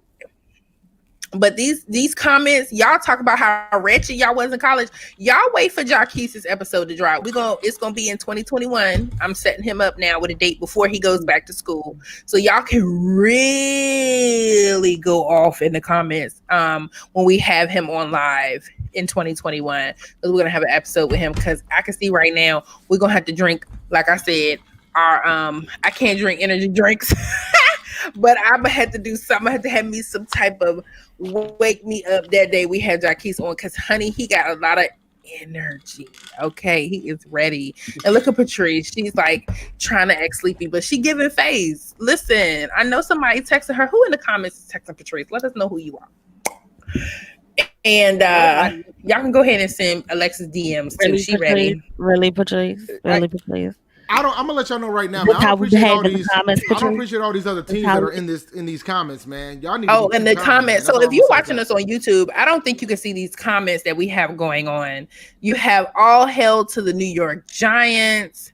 You have Tiffany who says I know my team sucks, but you can't be all hail to the New York Giants. What in the world? Patrice said, "Boo Cowboys, Raider Nation." I don't even know what a Raiders play. Girl, I have one question. What a Raiders play, Patrice? What's your question? They the Chargers, man. How they lose to the Chargers? I was so happy. Oh my God. That put Carolina to 5. Now we need the Cowboys once we can get up to 4. Let's do this. Speaking of sports, let's talk about how NCCU comes in here and plays a fight with UNC Chapel Hill. That scared me there. And with the Aggie Eagle Classic under 15 days away, that's kind of a concern. A&T needs to get it together. So we're gonna have two. Chapel Hill? They gave him some problems. I understand. I heard they gave him some problems. I heard they gave him some problems. Yes, I'm not worried though. Remember, guys, Daddy. the MEAC football schedule is only going to be 4 games. We're going to play Yes, South it's Carolina only 4. State We play the twice. same people over and over again. We play South Carolina State twice, and we play Central twice. We play Central twice. Can we, y'all? I know we in the Rona, but if we have on face shields and masks, not happening. Okay, that's a question. No, we can have on all the face masks. I'm gonna be sitting out there in a bubble. I shall return, but I can still hear you guys, but I gotta step out for a quick second. And I'll be sitting in my home watching you in your bubble. Okay. From afar. Where you going, Erica? I'm not going anywhere. I was thinking about it. I miss my family in North Carolina. I so badly want to do a drive-through, but with that being said, so Johnny sent me a question. Y'all gonna help me get it. I wonder if I can put it in. I don't think we can put pictures in the comments. So it's Cassie and her new fiance. I don't think they've got married. Cassie is who used to date Diddy. She dated him for like years. I think years. 10 years. Yes. So here's what it says. Cassie wrote, and I'm watching out for our little Aggie boo because he keep getting booted out. It says Cassie spent 10 years with Diddy and they broke up with nothing but memories to show for a decade together. Then she met someone else and got engaged and pregnant in less than 1 year. I've been saying it for years. These men know what they want and who they want it from. Don't let your boyfriend keep you from your husband, sis. Life is too short. You could meet someone today who has better intentions for you than a man you've known for 10 years. Oh, what are your thoughts? I think in her situation, it was different. She was definitely benefiting from that relationship. So I think that she, kicked it with him until she didn't want to anymore. I don't really think it was one of those situations where she was looking for something that she wasn't getting. I think she knew what time it was when she got in the relationship. Do you think, when you said she's benefiting, she probably was benefiting, but she was probably in it thinking that more was going to come from it. And then you blink your eyes and it's you can be stuck in something, I guess you could say, where you think something's coming. And he has the history of doing that. With mostly all the women, they all stay. It seems like when he dates for a long period of time. So it seems like he's probably doing something right in those relationships for the women to think something's going to happen, I think. Because when she left the relationship, obviously she wanted more than just like a boyfriend. She wanted the husband, the children, and things like that. Well, do we know that, Johnny? Right. We don't even know that. Really know that? But because that's what happened a year later. But if it happened, but that doesn't mean that that's what she wanted with him. That doesn't mean that that's what she wanted with Diddy. Basically with Diddy, it was like a rotation. It would be like, all right, well, maybe you get to kick it with me for New Year's, but I'm gonna be with Kim and the kids on the boat for Christmas. The writing was on the wall. So if that's what she was looking for, then it was clear that she was never going to get that, because Kim Porter didn't get that, and when she passed away, he was like, oh my God, that was the love of my life. I should have married her, but he was had her rotating too. So I don't know. I think she probably just woke up one day and was like, this ain't going nowhere. Yeah. How do we know that she's the one who woke up and not him? We don't know that. But what's wrong with people saying nothing to show but memories, but why are memories not important? Why is the validation that you have to have a kid and a marriage from it? There's people that get married and then 2 years later they divorced. So what is the issue with having, apparently for 10 years you had positive memories, right?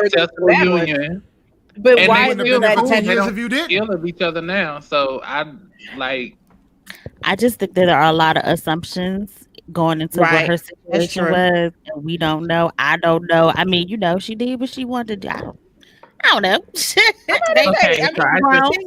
I think that kind of go off of what Erica was saying from the episode too, when she said that all these women just be hanging around waiting for these men to like propose or do this or do that, where, you know, you could be happy and honestly you think that's what's going to transpire, like you think that those things are going to come, but then, you know, I guess she realized that it wasn't going to happen. And maybe, I mean, again, this is all speculation, but just bringing it in back to the episode where we say that women stay around and wait for these things.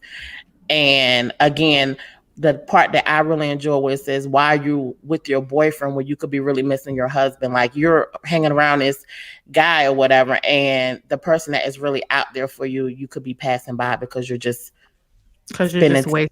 Right. I don't know. Like, I feel like that's such a hard thing. Like I grew up, my daddy used to tell me it's like one of those, you know, old Aesop fables type thing. It was like a bird in hand is worth two in the bush. I ain't even heard that in a long time. Yeah, but I mean that's to that point though. Like you have to one. Aesop fable. David said, you know, I'm an intellectual. Thank you for dropping that. Thank you so much.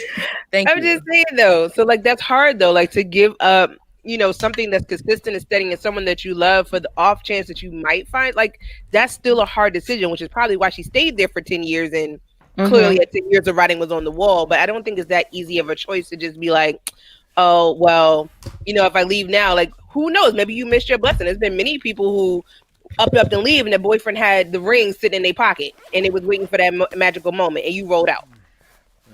You know what I mean? I don't know. I feel like that's such a hard thing. Patrice, though, if that happens and you don't propose to that woman, you really won't gonna propose to that woman in the first place because that just don't make sense. I mean, it could be something magical. Some people have, you know, special dates. Like your wedding date is a very special date. So what if they were waiting for something like that and but I'm saying like you wrote out the 10th and they was waiting for the 11th.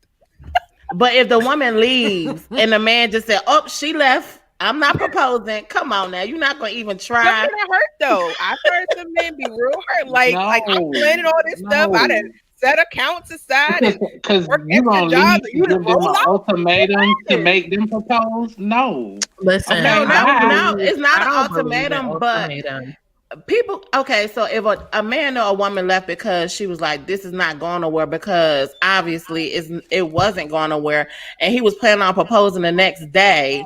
One, that could be a sign to say they may not need to get married, but it could be also like you telling me that the man can say, well, she does have a point. She's been with me. I love her. I'm not going to let this woman leave out my life. Just like who was one of our guests who said that he had to break up with his significant other to see if it was real. We even had a guest who did that. So you get what I'm saying? Like, oh, that was Omar. Yeah. Yeah, I remember that. Like Lily asking, you know, like how long does it take? I don't know. Some people, you know, there's people that got engaged in a month, and there's people that took 10 years to get engaged. Like that's their journey. I've seen marriages last long. Like I had a homegirl who got married after meeting some cat for a month, and their marriage lasted for over 5 years. It didn't work out, obviously. She's getting remarried, but like. I've also seen folks who've been together for like. What was the point, David? I'm not done. But my point is that I've seen folks that dated for. Wait. Most marriages don't like the average marriage don't last 3 years. Like the average marriage nowadays don't last more than 3 years based on the numbers. They don't. What? Yes. What's the statistic? Yes, and I'm a little clairvoyant, so I be here we go with the clairvoyant. I be at the wedding.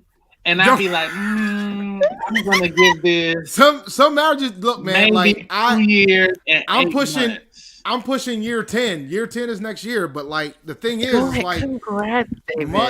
Most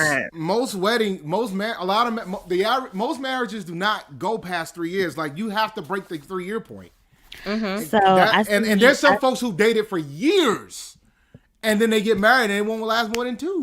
David, let me just say this real quick. I know, Alexis, you about to say something. David, you done lost all that weight. Your hands look like flippers. Go like this one more time. Go like this. Your hands are huge. My God.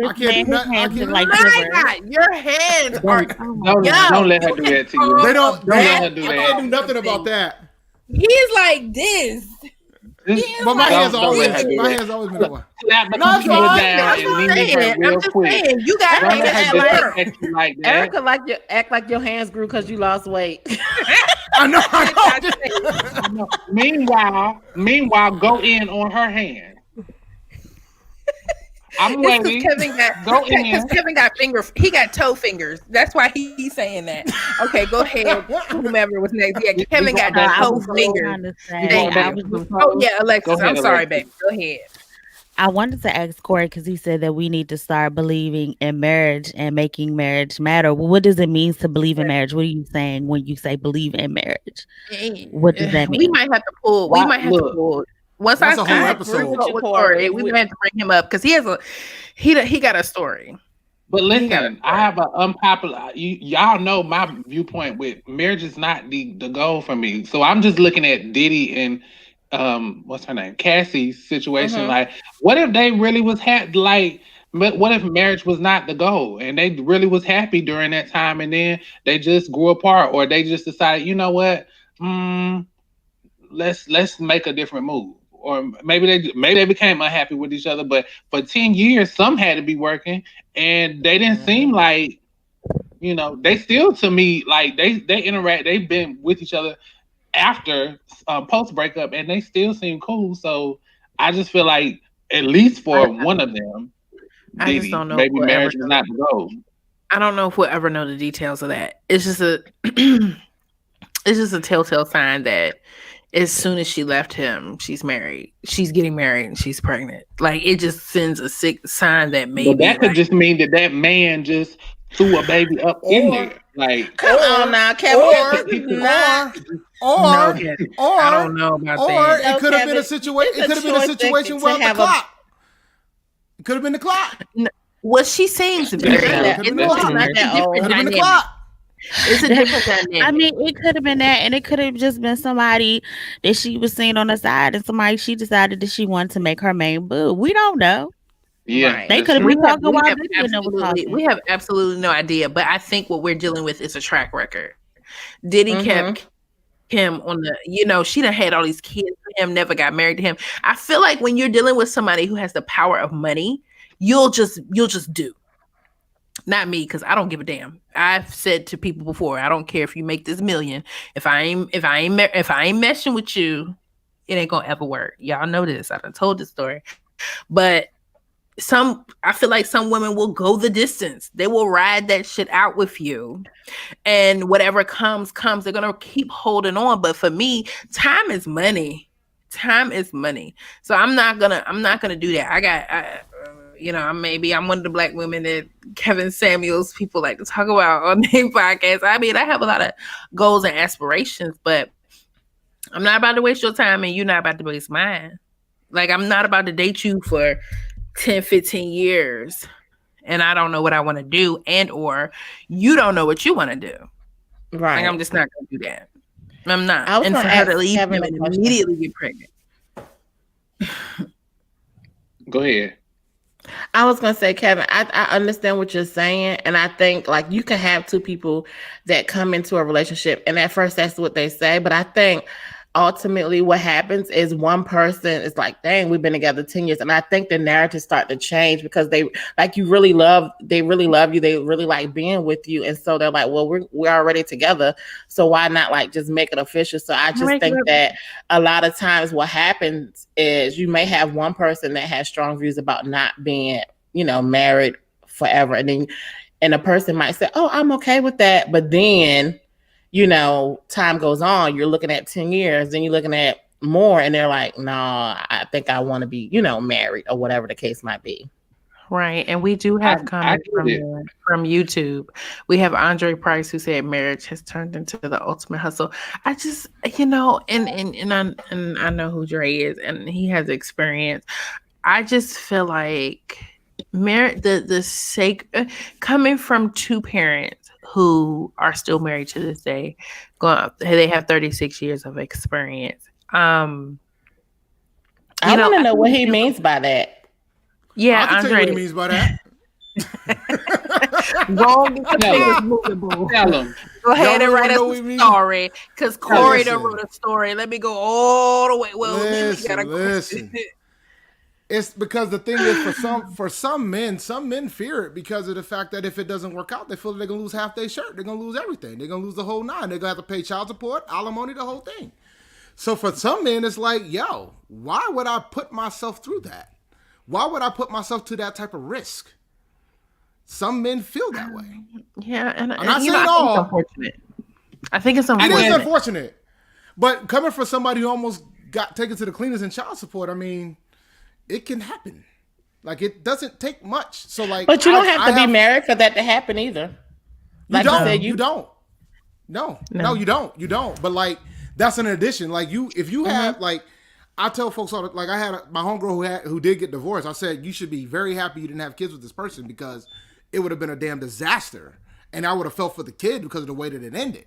So like when you think of once you have other people involved, and then on top of the fact that if you're as the male or the breadwinner, and rightfully so, you're gonna have to pay because you're gonna have to take care of pretty much yourself and the other household for a long time.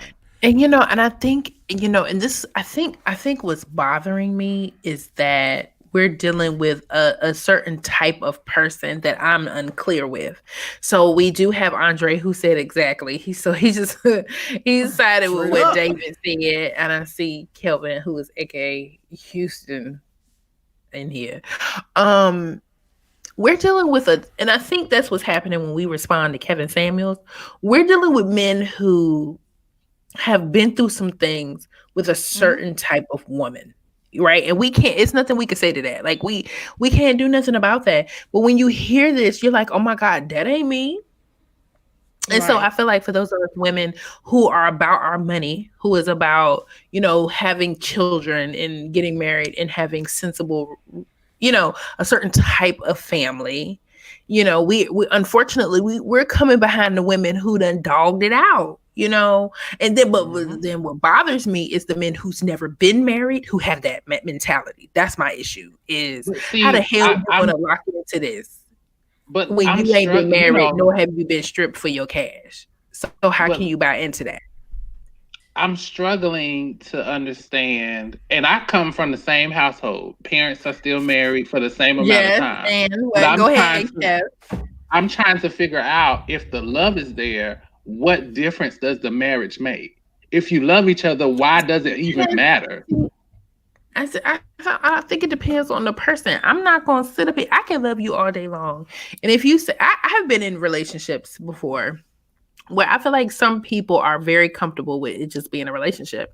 And with us not being in a marriage, that would make me feel uncomfortable. I want to be able to say, with this marriage, we can grow, we can blossom, we can do all that stuff. And it's a binding situation between me, you, and God. Now, some of you could say, well, let's just pray on it, get it all easy.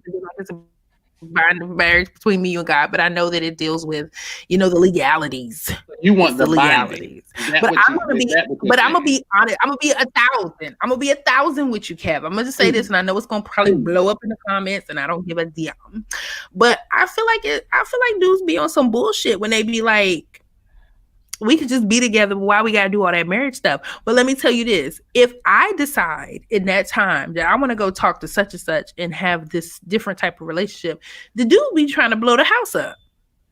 I feel like it is a cop out when a dude be like, why we got to get married?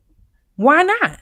Why don't you want to be married? Why don't you want to be? It depends, but at the same time, though, it depends on the person, right? Because there's some and I told my wife this before we got married. I was like, I never really thought I was like marriage material, and it wasn't because I wasn't willing to be committed. It was because of everything else around it, right? Like, because when you're married, there's a different level of commitment that's involved when it comes to marriage.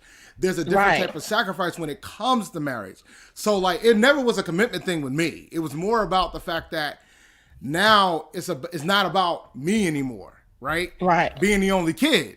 It's not about me anymore. It's about but it wasn't about me anymore at that point anyway, because I already had a daughter. But like, it's not. It's now about my wife. It's about if we have more kids, and it's more to it than that. And that's a different level of sacrifice that some people aren't willing to have.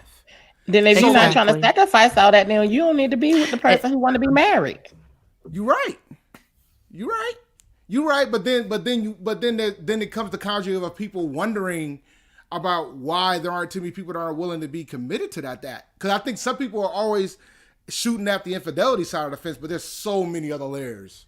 And I was going to ask. I feel like there's so many other layers. Oh, go ahead, Johnny's, because I feel like I'm about to get revved up with this because I know. I was going to ask, having the flip side of that, like if you're saying that you really love me and you're and our relationship is all good, to the flip side, then why not get married? You get what I'm saying? Like you can easily come back with that question, like if it's all peaches and cream and perfect, then why can't we get married?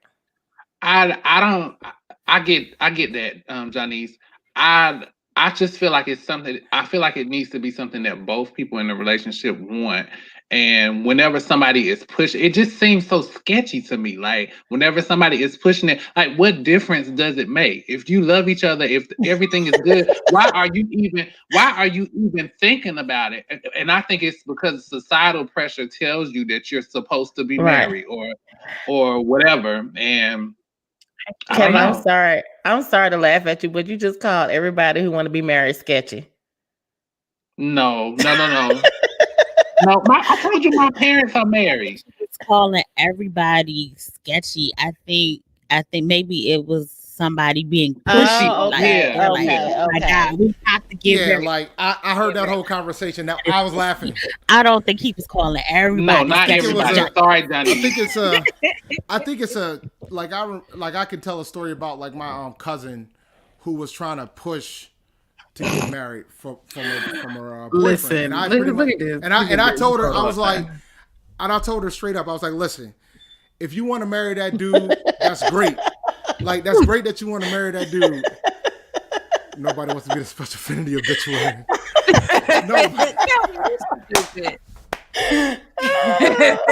Hey, y'all know that's how. Okay, all right. Let me finish my thought. So like she was like, I really want to marry this person. I was like, that's great. But if you keep pushing him, he's going to walk away. And I think you should be patient and be patient with it. Because like if he truly loves you, it'll come. But if you push him, it's an easy exit strategy for that individual to get out of there. Easy exit strategy. Kids are not, you know? And she took my advice and she ended up getting that ring a year later. And she ended up getting married. So it worked out. So like it's just you don't want to turn it into a pushy type of situation because at that point you're gonna put yourself you're gonna put that other individual in a bad spot.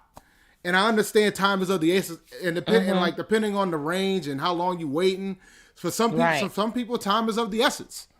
But David, also you gotta be fair to that other person too. Like I see, like don't be pushy, but at this age, like say at this age, Kevin, you meet someone and you know, you've been dating them for a long time, 10 years, and you expect them not to say something about marriage, then, like, you get what I'm saying? Like, you got to be realistic as well with people. Like, do you just think people should not say nothing and just leave you versus express their opinion? You get what I'm saying? Yeah, I haven't been in a relationship of that length at this point, but the relationships that I have had in the past have been good, and they have been so good that I have not been thinking about marriage. I've been enjoying myself in the relationship in the moment. So when that comes up, it's like, oh, you not enjoying it with me? You over there thinking about that? Like, why you got to ruin the moment? You know what I'm saying? I think the way Johnny's going. Listen, let's be clear. We in our mid-30s now. Patrice, I don't know what the hell is going on with her, but maybe it's my connectivity. It's like paused with her hair in the air. Okay. No, that was me. Me being 35. Seriously, like for real. I mean, and I think you know, one of my last relationship has almost been 3 years ago. You know, and it's a situation where I had to, you know, we had to part ways for many different reasons. Great person, but we had to part ways. But you know, and it was all because of a certain type of question about marriage. And I feel like a lot of women that I know, even including myself, you know, when we talk about marriage, at one point in time, I did want to be married by 25 and stuff like that. But I had to be real with myself. If me and that person are really, really vibing and we can work out on a certain level, and if we're spending all this time and we're doing all of this stuff, you know, I think is a disservice to me if this is what I want and what you want is to be together is to undercut me and not want to be married to me. And I'm not going to deal that whole do the whole what is it? I'm not going to give you an ultimatum. Right. I'm not going to do that. I feel like and it's good. I feel like men and women alike, everybody has their great qualities. They bring a lot to the table. If you got to start running ultimatums and stuff, man, get out of here. And especially when majority of the time men hate ultimatums. They're like, you miss me with that. And they be out the door. But if you on your business, you rocking it the way you want to rock it, shit, go back, go ahead. Bye-bye. You know what I'm saying? Because at the end of the day, you take care of yours. And you will be a great asset to somebody. Like I had to, at one point, you got to know who you are and what you're bringing to the table. But at the same time, you have the compassion for the other person that you're dating. But if they're willing to say, if you give me ultimatum, I'm out, you gotta let them be like, yo, you out then. Well, here's the thing, like the circle back about talking about the black family, right? Like, and then because Andre asked another question about what makes it absolutely necessary. Well, it depends on what you want out of it too, right? Like if you're trying to, it like some people think that marriage is some level of stability too, some ease of use of like of building wealth and things of that nature. But you could do that without being married, but it can get complicated. So it's just, it's about what you want. And I think like when you start talking about, like, I agree with you, Erica, like ultimatums is like the absolute worst. I've never. Yeah. You don't want to do that. That's the easiest exit strategy for me. Yeah. That's it. Yeah, because I feel like with men, in regards to men, y'all know it be coming. Y'all know we probably thinking it. You know what I'm saying? And if I feel like, but then again, I had to check myself as to who I was at that time, and been like, no, I mean, because if people know what the hell is up, especially if we want to do it regards to from us women to men. They know what the hell is up. Like, for example, let me see. Mm-hmm. Andre has a question here. What is it about marriage that makes it absolutely necessary? I can understand that question. And, and I can understand that question. But as a woman, for me, if I'm with somebody who is like, well, I'm really not thinking about marriage, I'm not going to take you seriously. I'm not going to trust you with being the father of my children. I'm not going to trust you to do anything for me. Me personally, this is just me. I'm not going to trust you to lead anything because you're not serious. You must not want me for the long haul. This is just me. I'm just not a fan. You know what I'm saying? Because that to me, that means it's all about you, how you feel, and how you see your life moving versus us as a unit. Do y'all see me? Uh-oh. Can y'all see me? We see you. No, I see you. Yeah, we hear you. Yeah, you good. Okay. I think I have a question. Like, I think people who ask these questions, you could just ask them, like, why isn't it necessary? Like, what about marriage is so horrible? Like, why wouldn't you want to be married? Like, and then that might answer the question of why you shouldn't be married. Like, it might not be the fact that you don't want to be married. Maybe you're not the person, like, everybody's not meant to be married. Like, some people are not really willing to make that type of commitment. So is it that or right? Not for me. It's just, I'm gonna say, go ahead. If it's not for both parties, then it's nothing to talk about. I mean, I feel like, go ahead, Ken. Well, I was just gonna say it's not the commitment part of it. It's not none of that. It's just I'm still trying to see. I've seen successful couples with it. I've seen successful couples without it, and I'm trying to figure out what particularly about marriage adds value to that relationship. If the love is supposed to be the same before and after the marriage, that's all. And there's not to say that I will never get married. It's just not something that is a goal for me at this time. First, I got to be in a relationship first to even get there. You know what I'm saying? Yeah. Right. So, it depends, man. Like, because everybody's like, I don't think it's anything wrong with that. It's a legal right. It's a legal right. And so, so certain things, it gets complicated. But if you love somebody, even if you're not married to that person and you want to leave everything to that person, you still can. There's ways to do that without being married to the person. But I mean, it's all depends on what you want, right? Like, and it's all about a comfort level too. Like you can still, like it's funny. A lot of my coworkers, they're not married. They have kids with this individual, and they're both fine with that. And they both have a plan if something happens to one of them on how the kids are going to be taken care of. Like you could go that route too. So like you have options when it comes to that, but that's just a decision that you want to make when it comes to that. But there's some people that are like are traditional with it. Like traditionalists, like my parents were married. My parents are still married to this day. I question whether or not they should still be, but you know, that's on them, not on me. What? Yeah, like some, you know, but not in it because it's like, but it's all about how you were raised too, right? Like for me, I didn't feel like I don't always feel like my parents. They don't always like they're together, but like it doesn't seem like the happiest of relationships. You know what I'm saying? And that's what I saw when I was in the house. So for me, I've seen good marriages too, because I've had uncles and aunts who've been married for years and they were happily married. But like what I got to see on a day-to-day basis was different than what some of their kids got to see. So for me, I had a whole different perception about marriages and stuff like that. Because I'm like, if getting married is gonna look like that, I ain't really interested in it. I'm good. I'm all set. Right. But don't you ever think that you make your marriage what it is, or you make your relationship what it is? Yes. And I have a question for people who are like anti-marriage. When you are not married, and this is me about to be blunt as fuck, and I hate that I'm even going down this route, but when you are not married, do you still expect the highest level of commitment? This is for the people who aren't married. Please speak up. Let me know something. I know I'm married, but clearly I had a kid. Yeah, but I had a kid in the previous relationship and we did not get married.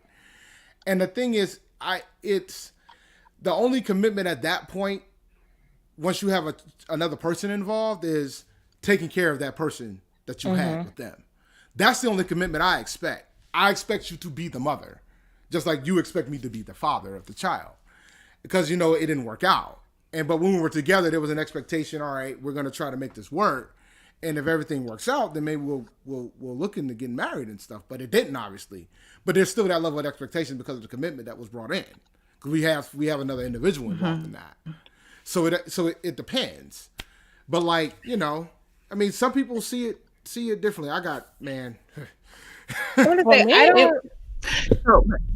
Go ahead for the people. Let's go to the bottom panel. Here's the thing.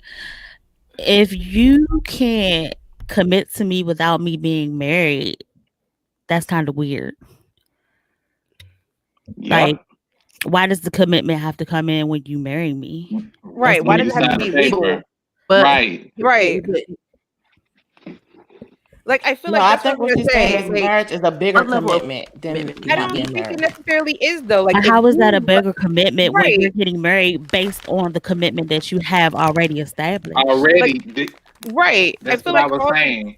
All marriage, like for me, maybe that's just me. Like for me, marriage is just the legality of it.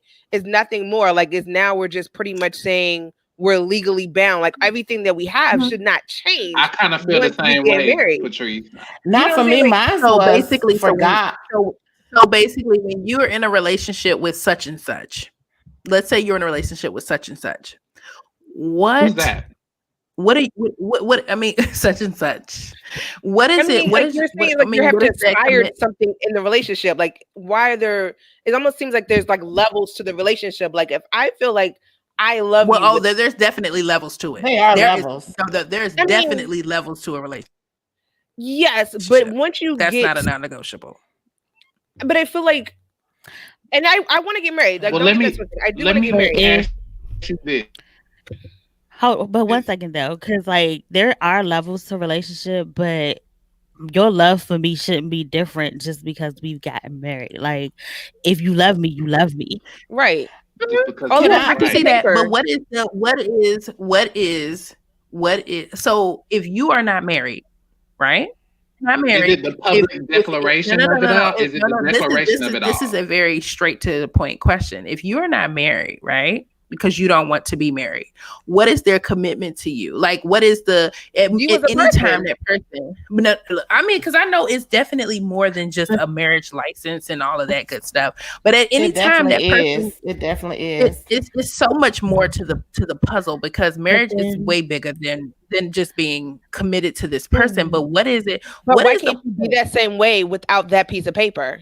But like, yeah, I mean, what is commitment? Like, what is like preventing that person not being totally committed to you? My whole thing is that if you're going to be committed to me, I need to know that you committed to me before I marry you. Why would I marry somebody that is only going to that's only going to give me a level of security and commitment because a piece of paper says that we're bound together? Like, that doesn't make sense. Yeah. So are you going to have children with these people? People have kids all the time without marriage. No. This is me asking. No. This is me asking you. Are you gonna have children? Just because people do it, don't mean that it's. I'm gonna have children with who? Y'all know my philosophy. This is more for Patrice, because Alexis, we know you on the bubble with having kids anyway. We gotta inseminate you when you. Well, I got a question. We know you ain't with it. But Patrice, this is more for Patrice. Are you having children with these people? With people? Why are there people? Listen, you know what the hell I'm asking you. Are you having children with me? With the people, a person. Are you having children with this person? Because I know who you are. See, I know who you are. That's why I'm structuring this question. I know who you are. This is the one who wants to get married at Cinderella Castle at Disney World. So what the fuck? Are you having children with this person? I mean, because you're fighting the fight for the people who are unlike you.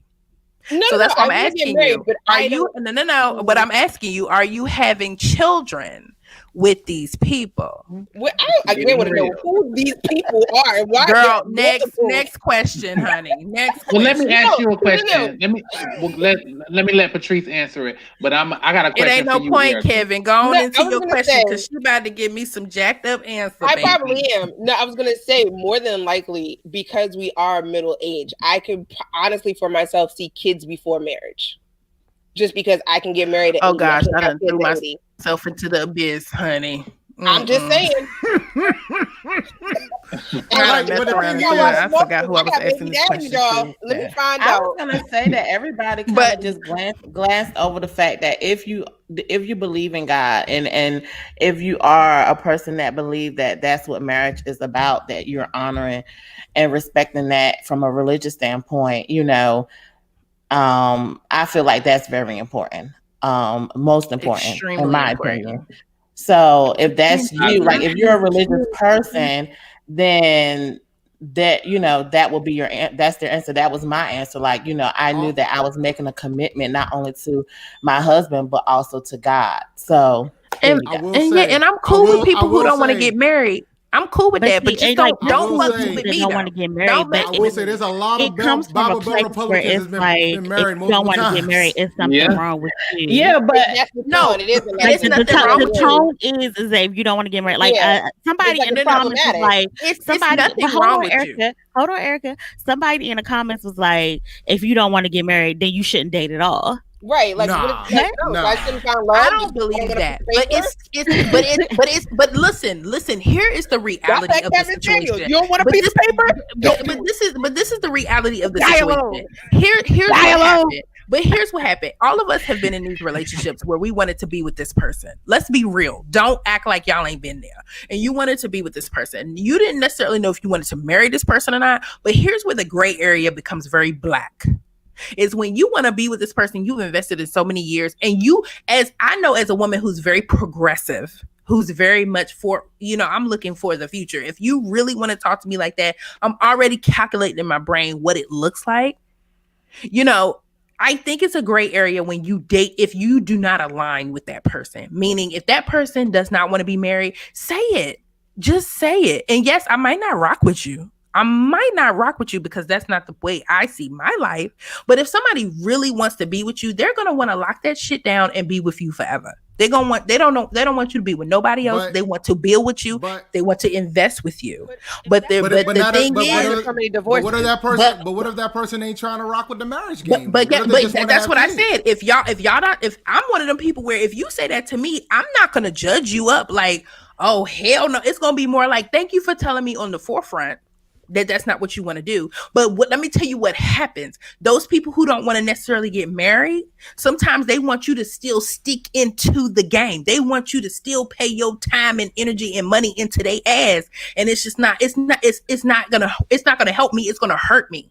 It's going to hurt me to still invest in you when you don't see yourself going that way. And we just don't mesh up. So I'm cool with being like, let's just be friends. I see you on the flip side, but it's not fair for the other person. I feel like you need to be with somebody who wants to be on the same page. But at least be with somebody who is on the same page. That eliminates all the drama.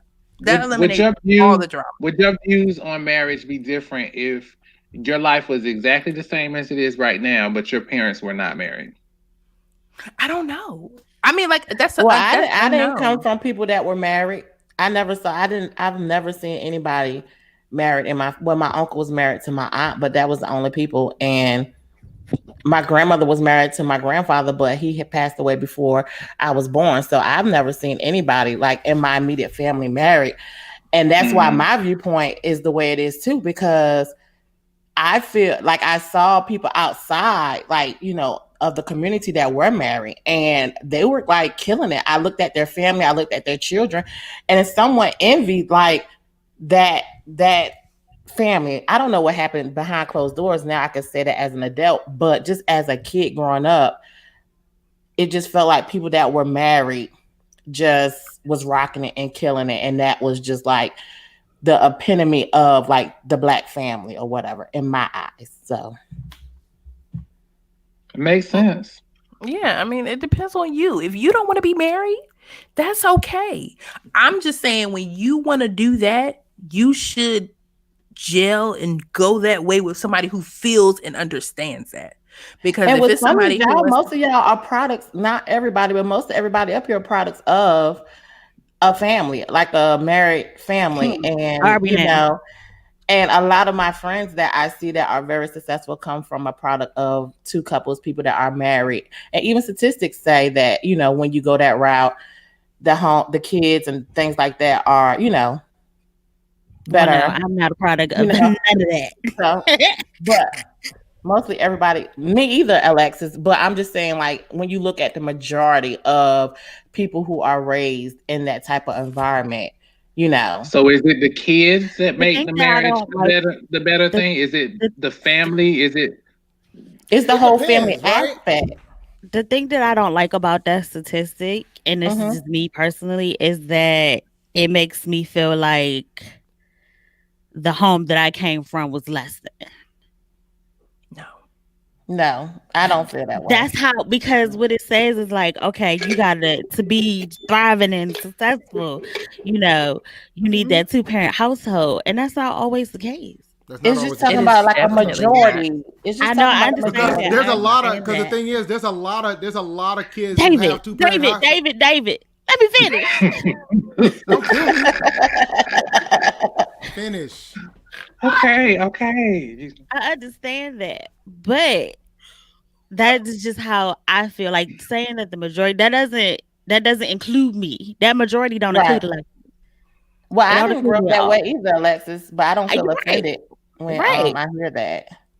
But it's just like you saying the majority and saying like a 2-parent household and 2-parent this. That's not always the case. And why does it have to be parents? Like, why is it that for it to be a family, it has to include kids? Like, why is it, if you're saying this big commitment, why is a husband and wife not just enough for the family? Right. I was going to ask that too. Oh, no. See, I'm not going. It could be just semantics, but it could. I didn't understand that question, Patrice. Yeah, run that back one more time. No, she's talking about the family unit. Why does it have to be like children? Like, that's the standard. You know what I'm saying? For hopping. Why does it have to be children? Yeah, that's what you were saying. You were like, you know, you see this family and they're like doing all these different things, and it's like this idea that it's a man, woman, and kids to be a happy, successful family, and that's not what a lot of families, especially now, that's definitely not what happy families look like. I mean, and it's not necessarily a lot of happy families that way, and I'm around a lot of people who are that way. Well, I mean, there's a lot of now that it's men with kids. There's a lot of women with kids. There's a lot of men, and there's nothing wrong with that. And they're still happy families. That's almost like when people say Black Lives Matters. People get on people for saying Black Lives Matter, and that's like all lives matters. It's like when people say, "Oh, you're married." It's not saying just because you see this doesn't mean that isn't great and that isn't great. Standard, though, like that's your standard, and it's not. I think and see, the only person I'm having an inch with saying all this stuff. See, Alexis, I'm not even worried about what she's saying because I already did some clairvoyancy like Kevin, and I know what time it is. Patrice is on that bullshit because Patrice is on that bullshit. I hate to say this to y'all. I'm not gonna lie to y'all. I'm not gonna lie to y'all. Patrice is on that yabba-doo bullshit. I'm not gonna say why. I'm not gonna say why. I'm just gonna Why do you think she is? I'm not. Erica, why do you think she is? I'm feeling that she... One, the person I'm seeing, I won't have a Black family. I'm not going to have the It's not about that. It's not about that. It's not about the Black. It's not about necessarily the Black. It's not about the Black family, Patrice. You know what the fuck I'm talking about. I'm not talking about it's just being a Black family. You know what I'm talking about. I don't care who you love. You can love Blue-Eyed Band. Whoever, you can love anybody. You can love anybody. I don't care who you love. I don't care who you love. If anybody tell you, I don't care who you love. From the top to the bottom. As long as you are happy, my friend, know I will be there to cheer you on from the rooftop. Okay, with the big pom pom at the wedding, or at the as Andre say, the license ceremony. But I love the wedding and stuff. I just don't necessarily think the emphasis and the idea that the only type of commitment has to be associated with marriage. Yeah, right. That's not the only type of I will let Alexis ride that wave out because Alexis has been on that tip forever. Alexis has ride this wave. Alexis has always been on that tip. But I will even say this. I mean, I'm a cussing Christian, so y'all pray for me. Anywho, I personally feel like I hate when I can't even say that either. Let me just line myself up. Erica, while you think about it, can I ask David a question? Go ahead. Just go on and say it. Okay, so David, one married person to another married person, right? Because everybody say paper is all about paper.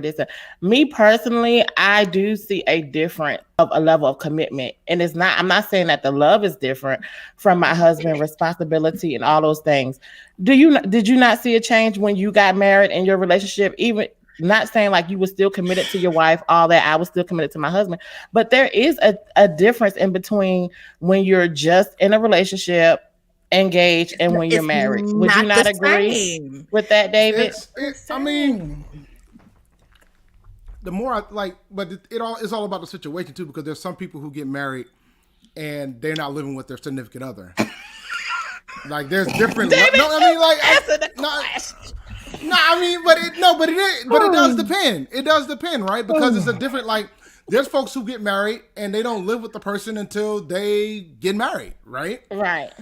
My situation was not like that. I will do that. My situation was not like that at all. Right. Like we were living together before we got married.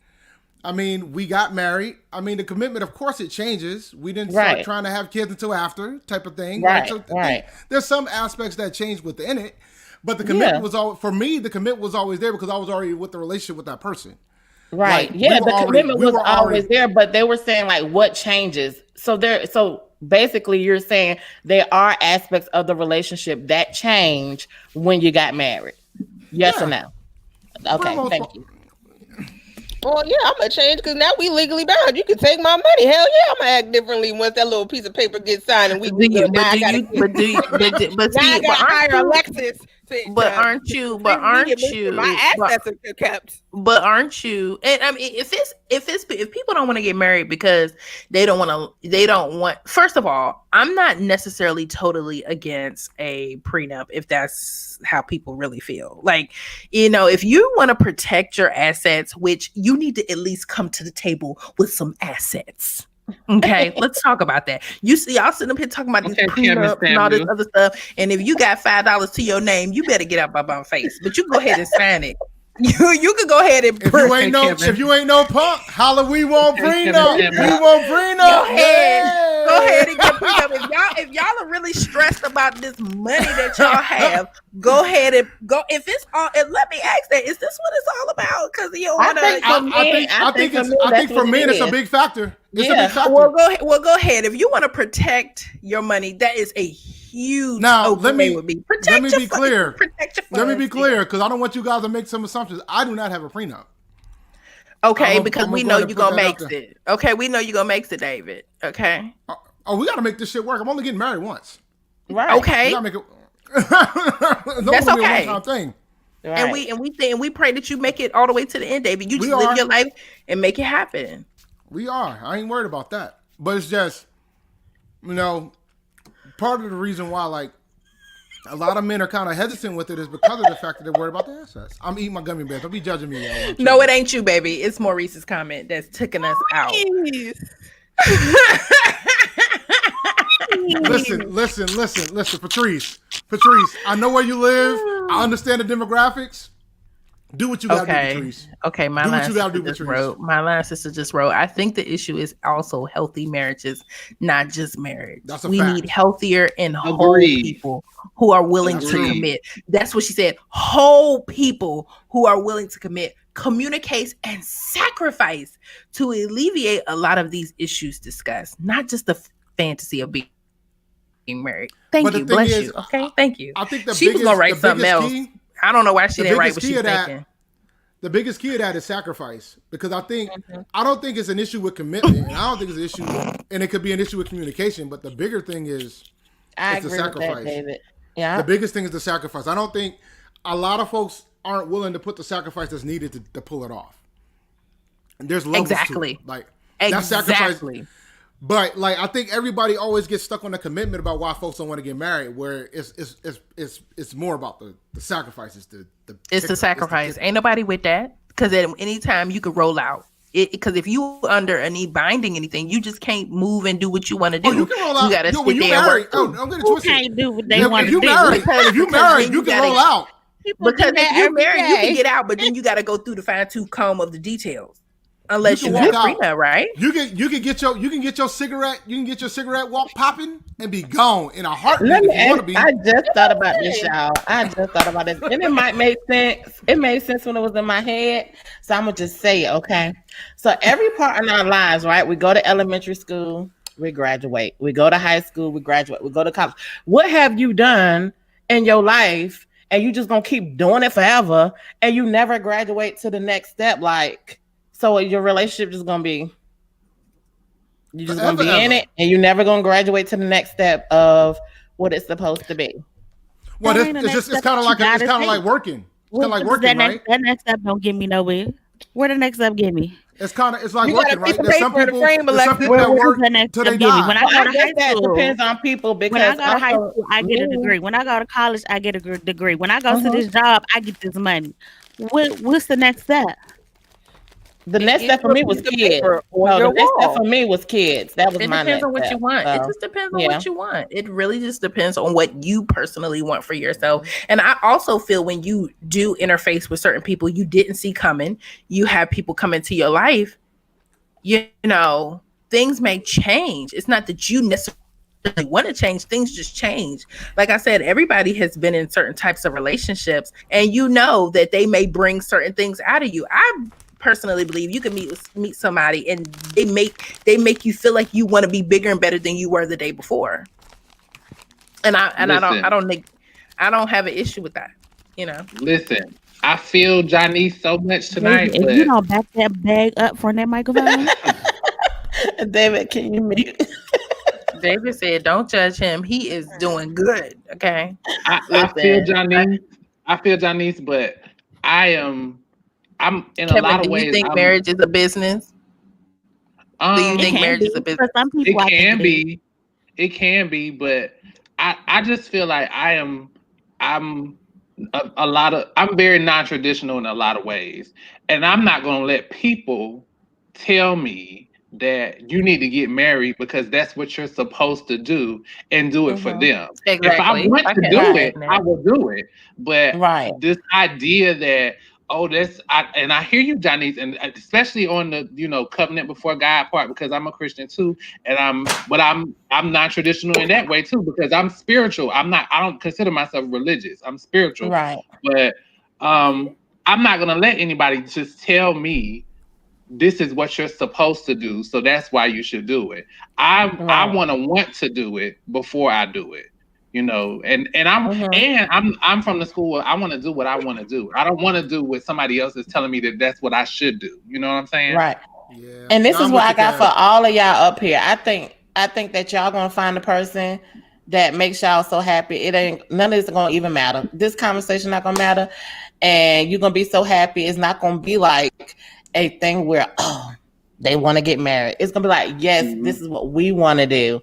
And so that's why I pray for all of you guys, that it's not like a thing where it's like a pressure or it feels like it's just something that you have to do. It's just something that you willingly want to get into. Or maybe, guys, maybe I can find someone that respects my views and want to be with me and be the way that I want it to be.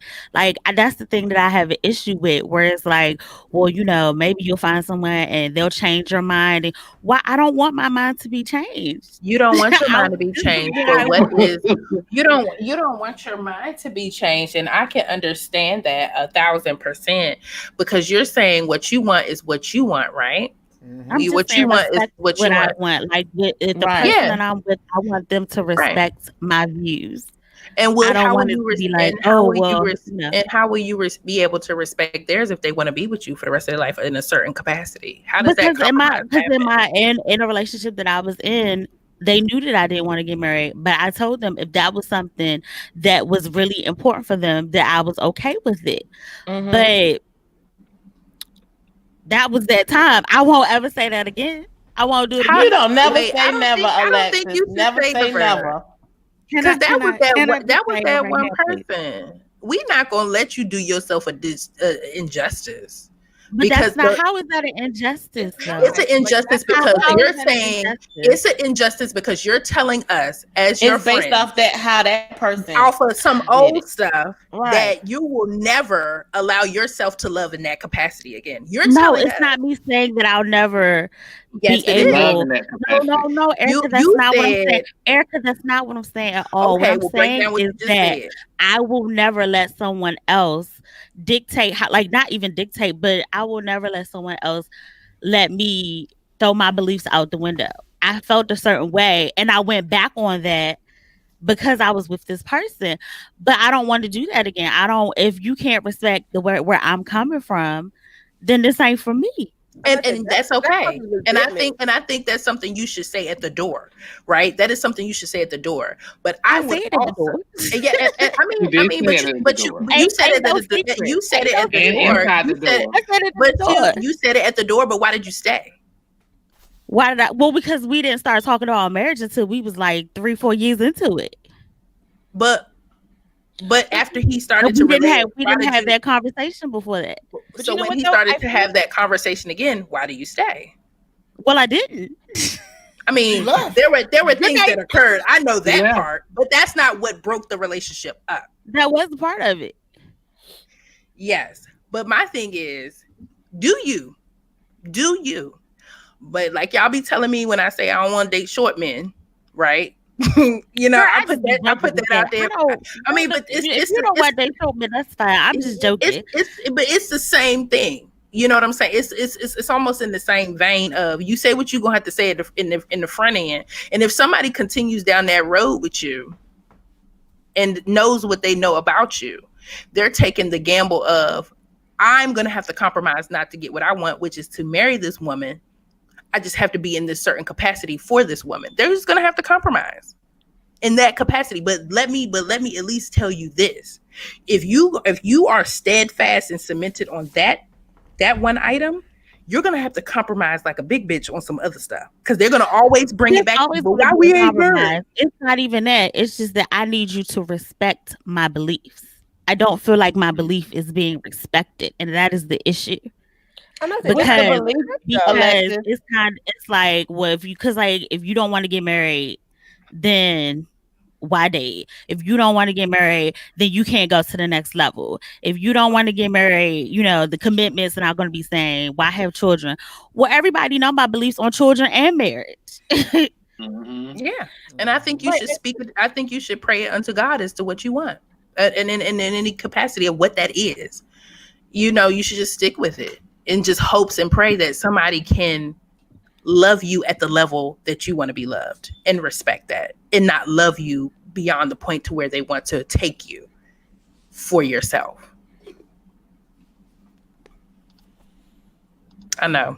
It's okay. Go ahead, Patrice. What you want to say? I'm saying that person should love you where you want to be. Erica, what is it? What is it that is so special that it's something that's going beyond? If you can't love me before marriage, no, that's what I'm saying. I just want somebody to love you where you want to be, wherever you want to be in any capacity. I would just hope that they can love you and beyond whatever that capacity is for you.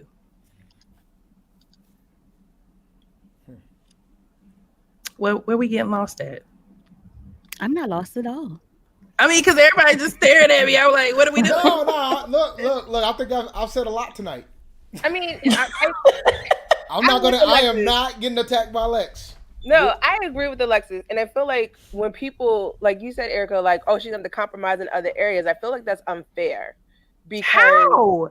If somebody wants to love her ass up and then want to yank her up for the rest of her life in a certain, we're talking about men. We're talking about men. Like, if that's not what she wants, though, then why should she have to compromise on other things? I think I'm not above, because they're compromising as well. Compromise is not even my issue. Okay, that's not my issue at all. You have to compromise. You can't even be in a relationship without compromise. Right.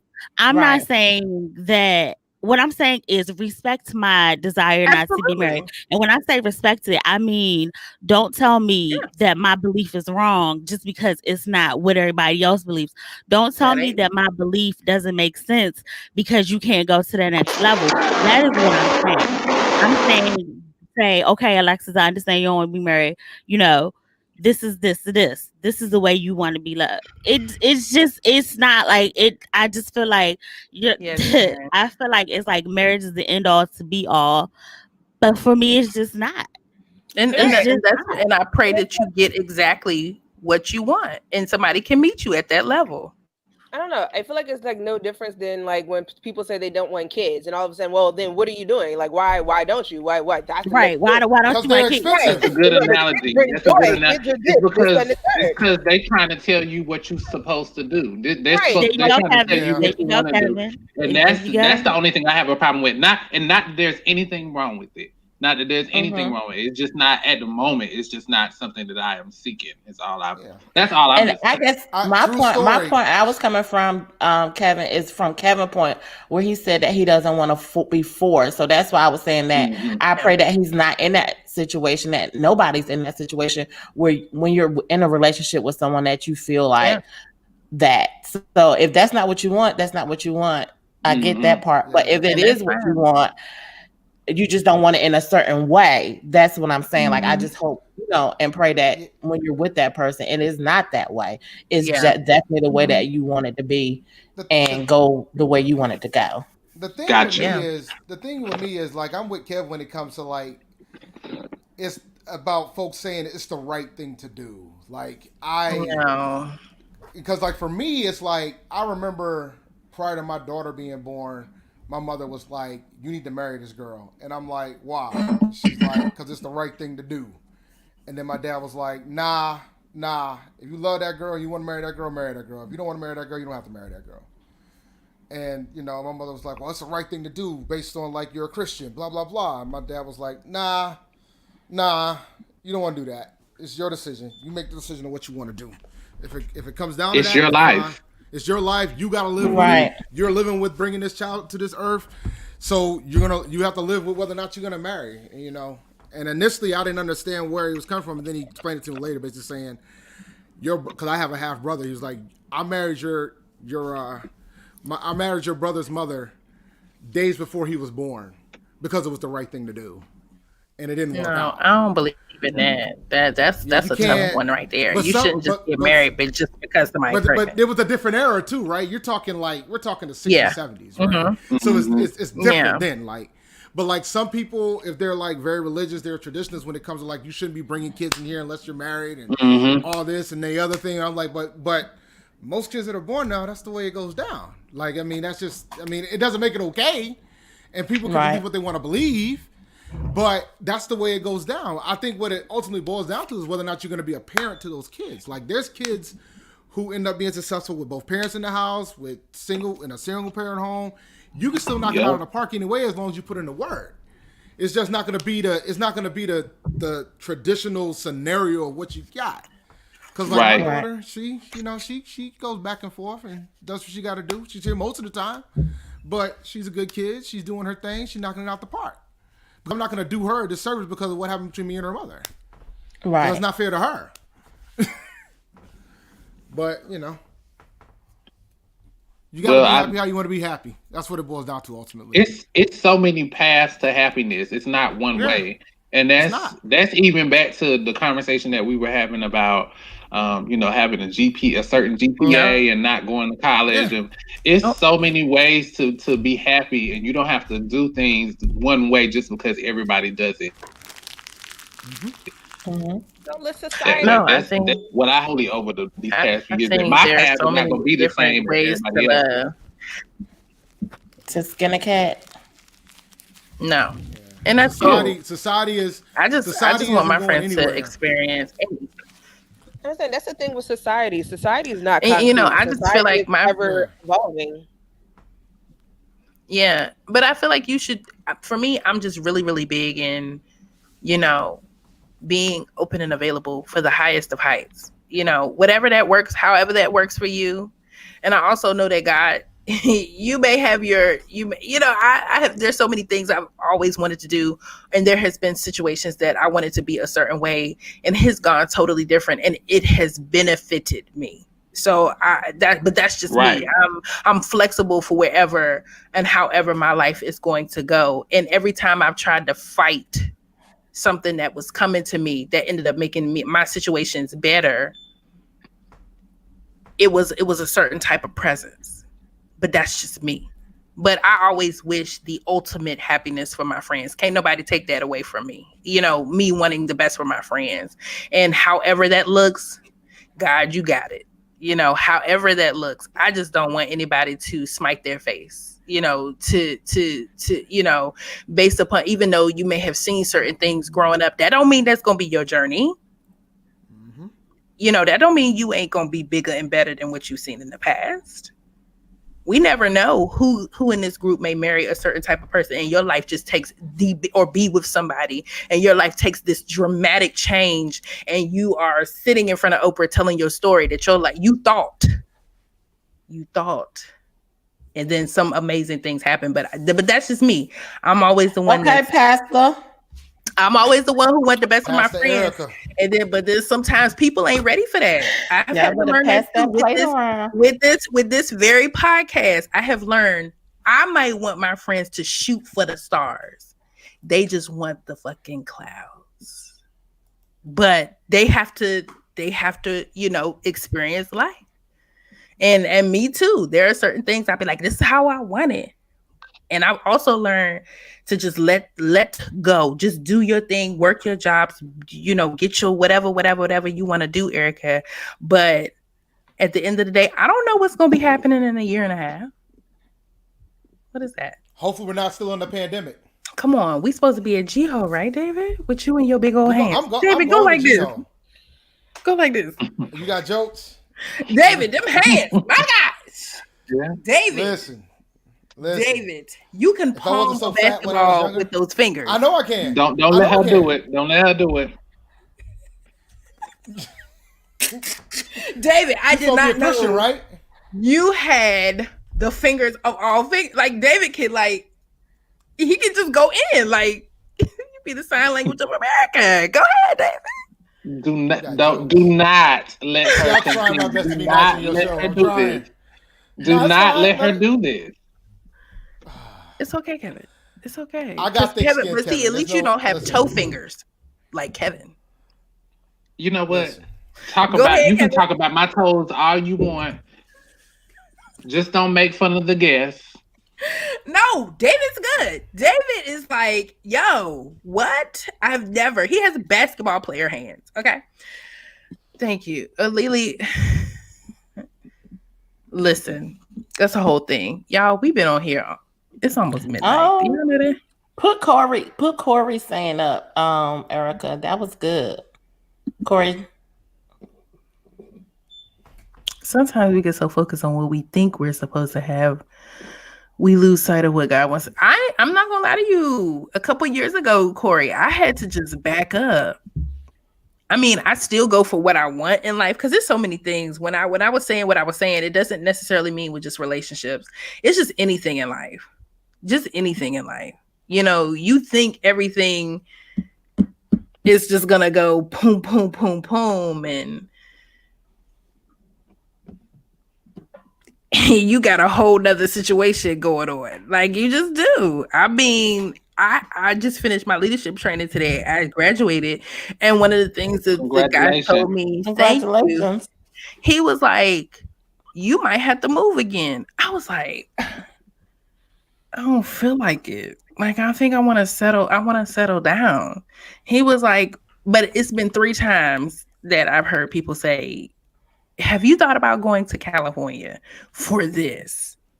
You know? And I'm just like, I just don't feel like moving again.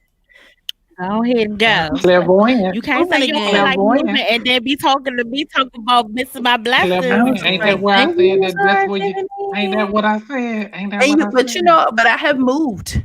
I have moved before. I've done the grunt works. You know what I'm saying? I've done all that. You know, it's just we're gonna have to see what happens. So, you know, it's just depending on what you got going on in your life. I just want everybody to be happy and just to make that dollar, be happy and just be extremely successful. And whatever the capacity that looks like. Karen says, knowing your value is essential. Knowing what you bring to the table and having your own expectations is invaluable. Understanding that there are consequences to our actions is priceless. Be open to accept what is for you is for you. Okay.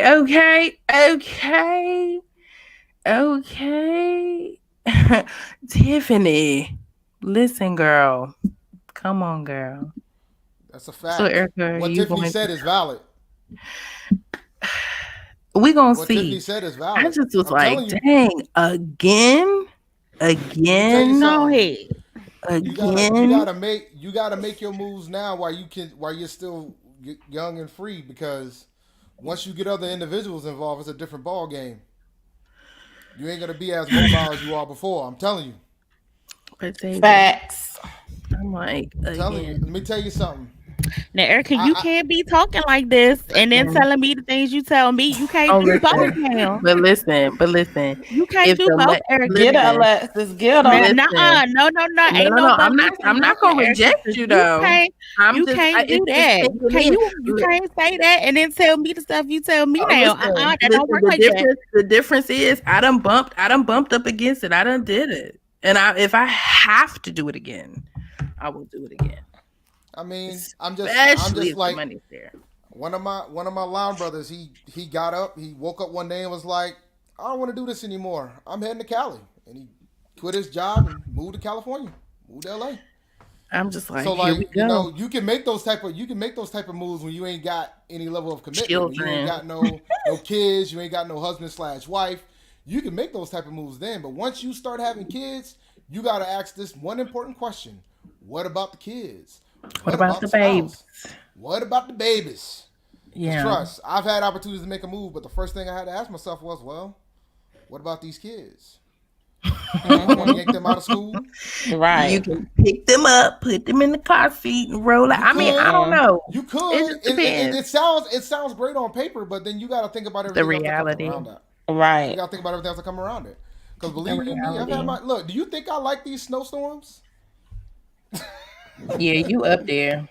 Yeah, like you got. I love them because if it wasn't a pandemic, that means I hadn't had to go to work. That's true.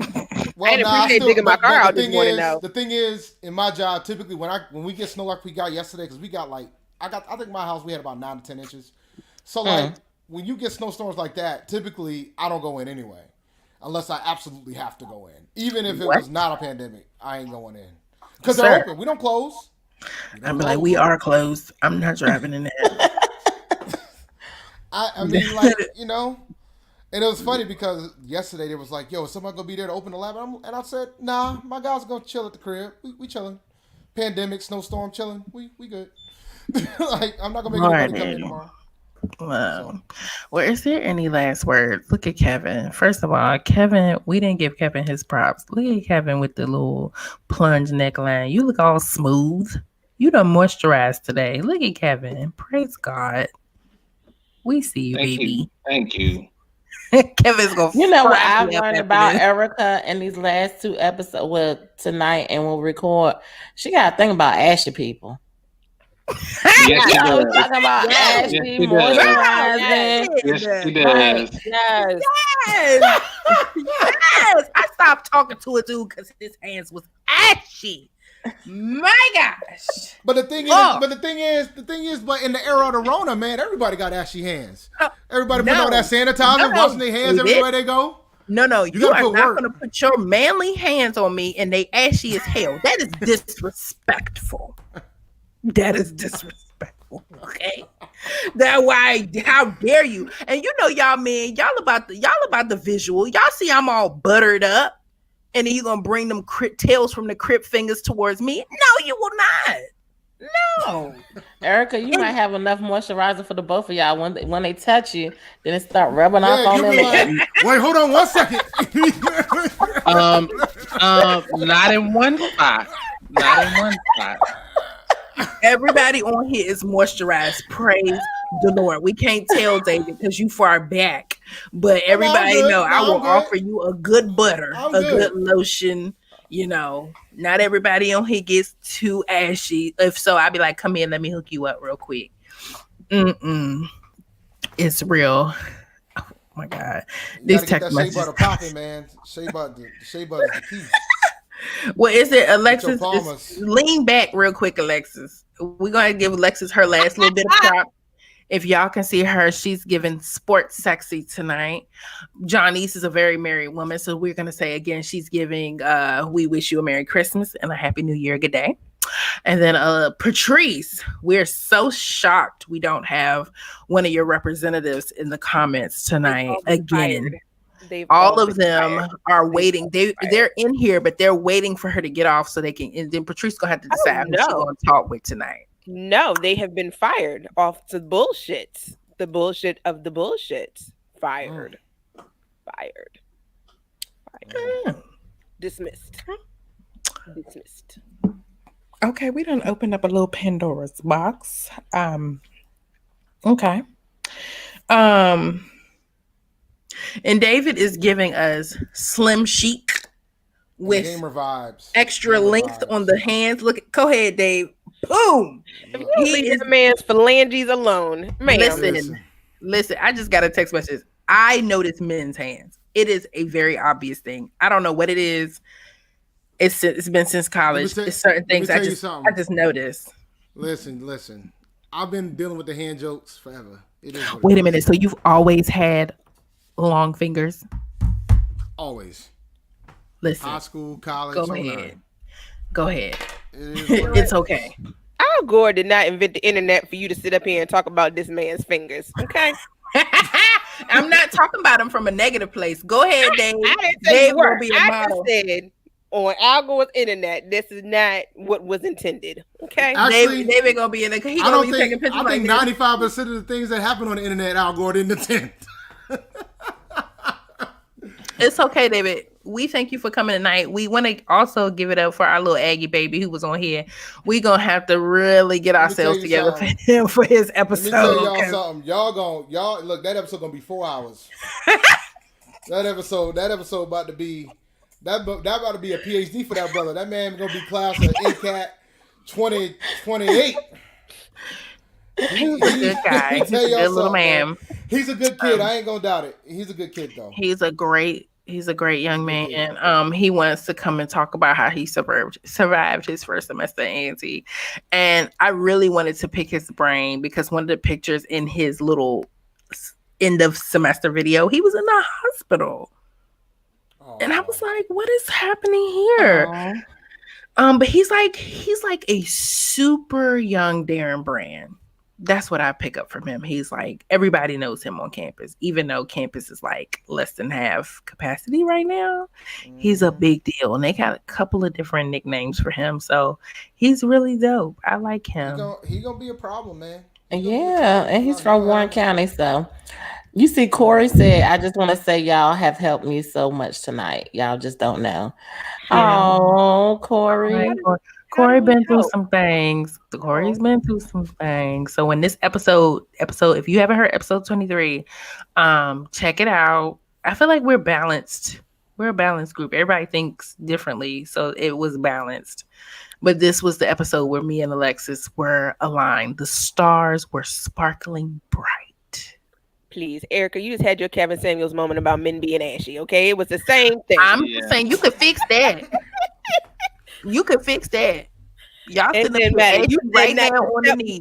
Creeper hands. That was very y'all man sitting in the bed right now as she's hell. Go on and put some lotion on, some oil, some something. Do us a favor. My gosh. Men don't be putting on lotion after they get out the shower. They do not. I'm sorry. I'm telling you. A lot don't. Come on, David. Okay, now Kevin is showing you moisturization. Yes, Kev. Thank you. Praise the Lord, because you knew that I would talk about you like a dog if you came on here ashy. Hey, Tucker. What you doing? All right, y'all. Be sure to check us out on all podcast platforms. I know I'm going to get Kevin gonna light me up tonight.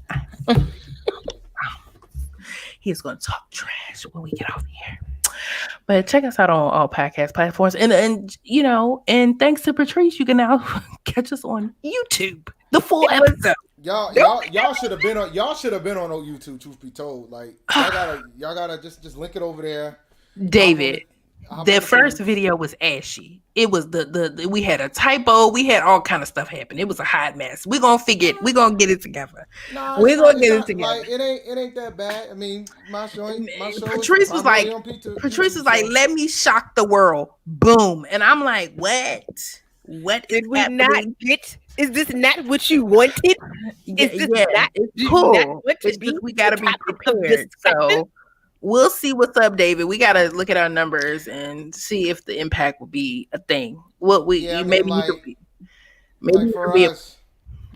could be a part of our planning meeting, but we might bring you in from you and Joe from a YouTube standpoint. But thank y'all so very much for coming tonight. Thank you, Corey, for lotioning tonight. Bless your heart. Do us that favor. We drop an episode every Wednesday, and next week's episode is the holiday. The Christmas episode. So check us out, but we won't be on the live next Friday. Clearly. It's Christmas Day. Clearly. I'm gonna be drunk somewhere in my house. Oh, well, there you go. But y'all have a good night. Be merry and bright, David. Yeah, and lit. Well, I'm a lightweight now. You sure are. You sure are. With the weight loss surgery, I'm a lightweight. We might have, okay, well, go ahead with your lightweight self. Y'all have a good night. Patrice, no. All right. Wait a minute. What good Patrice? Night, y'all. Okay, bye.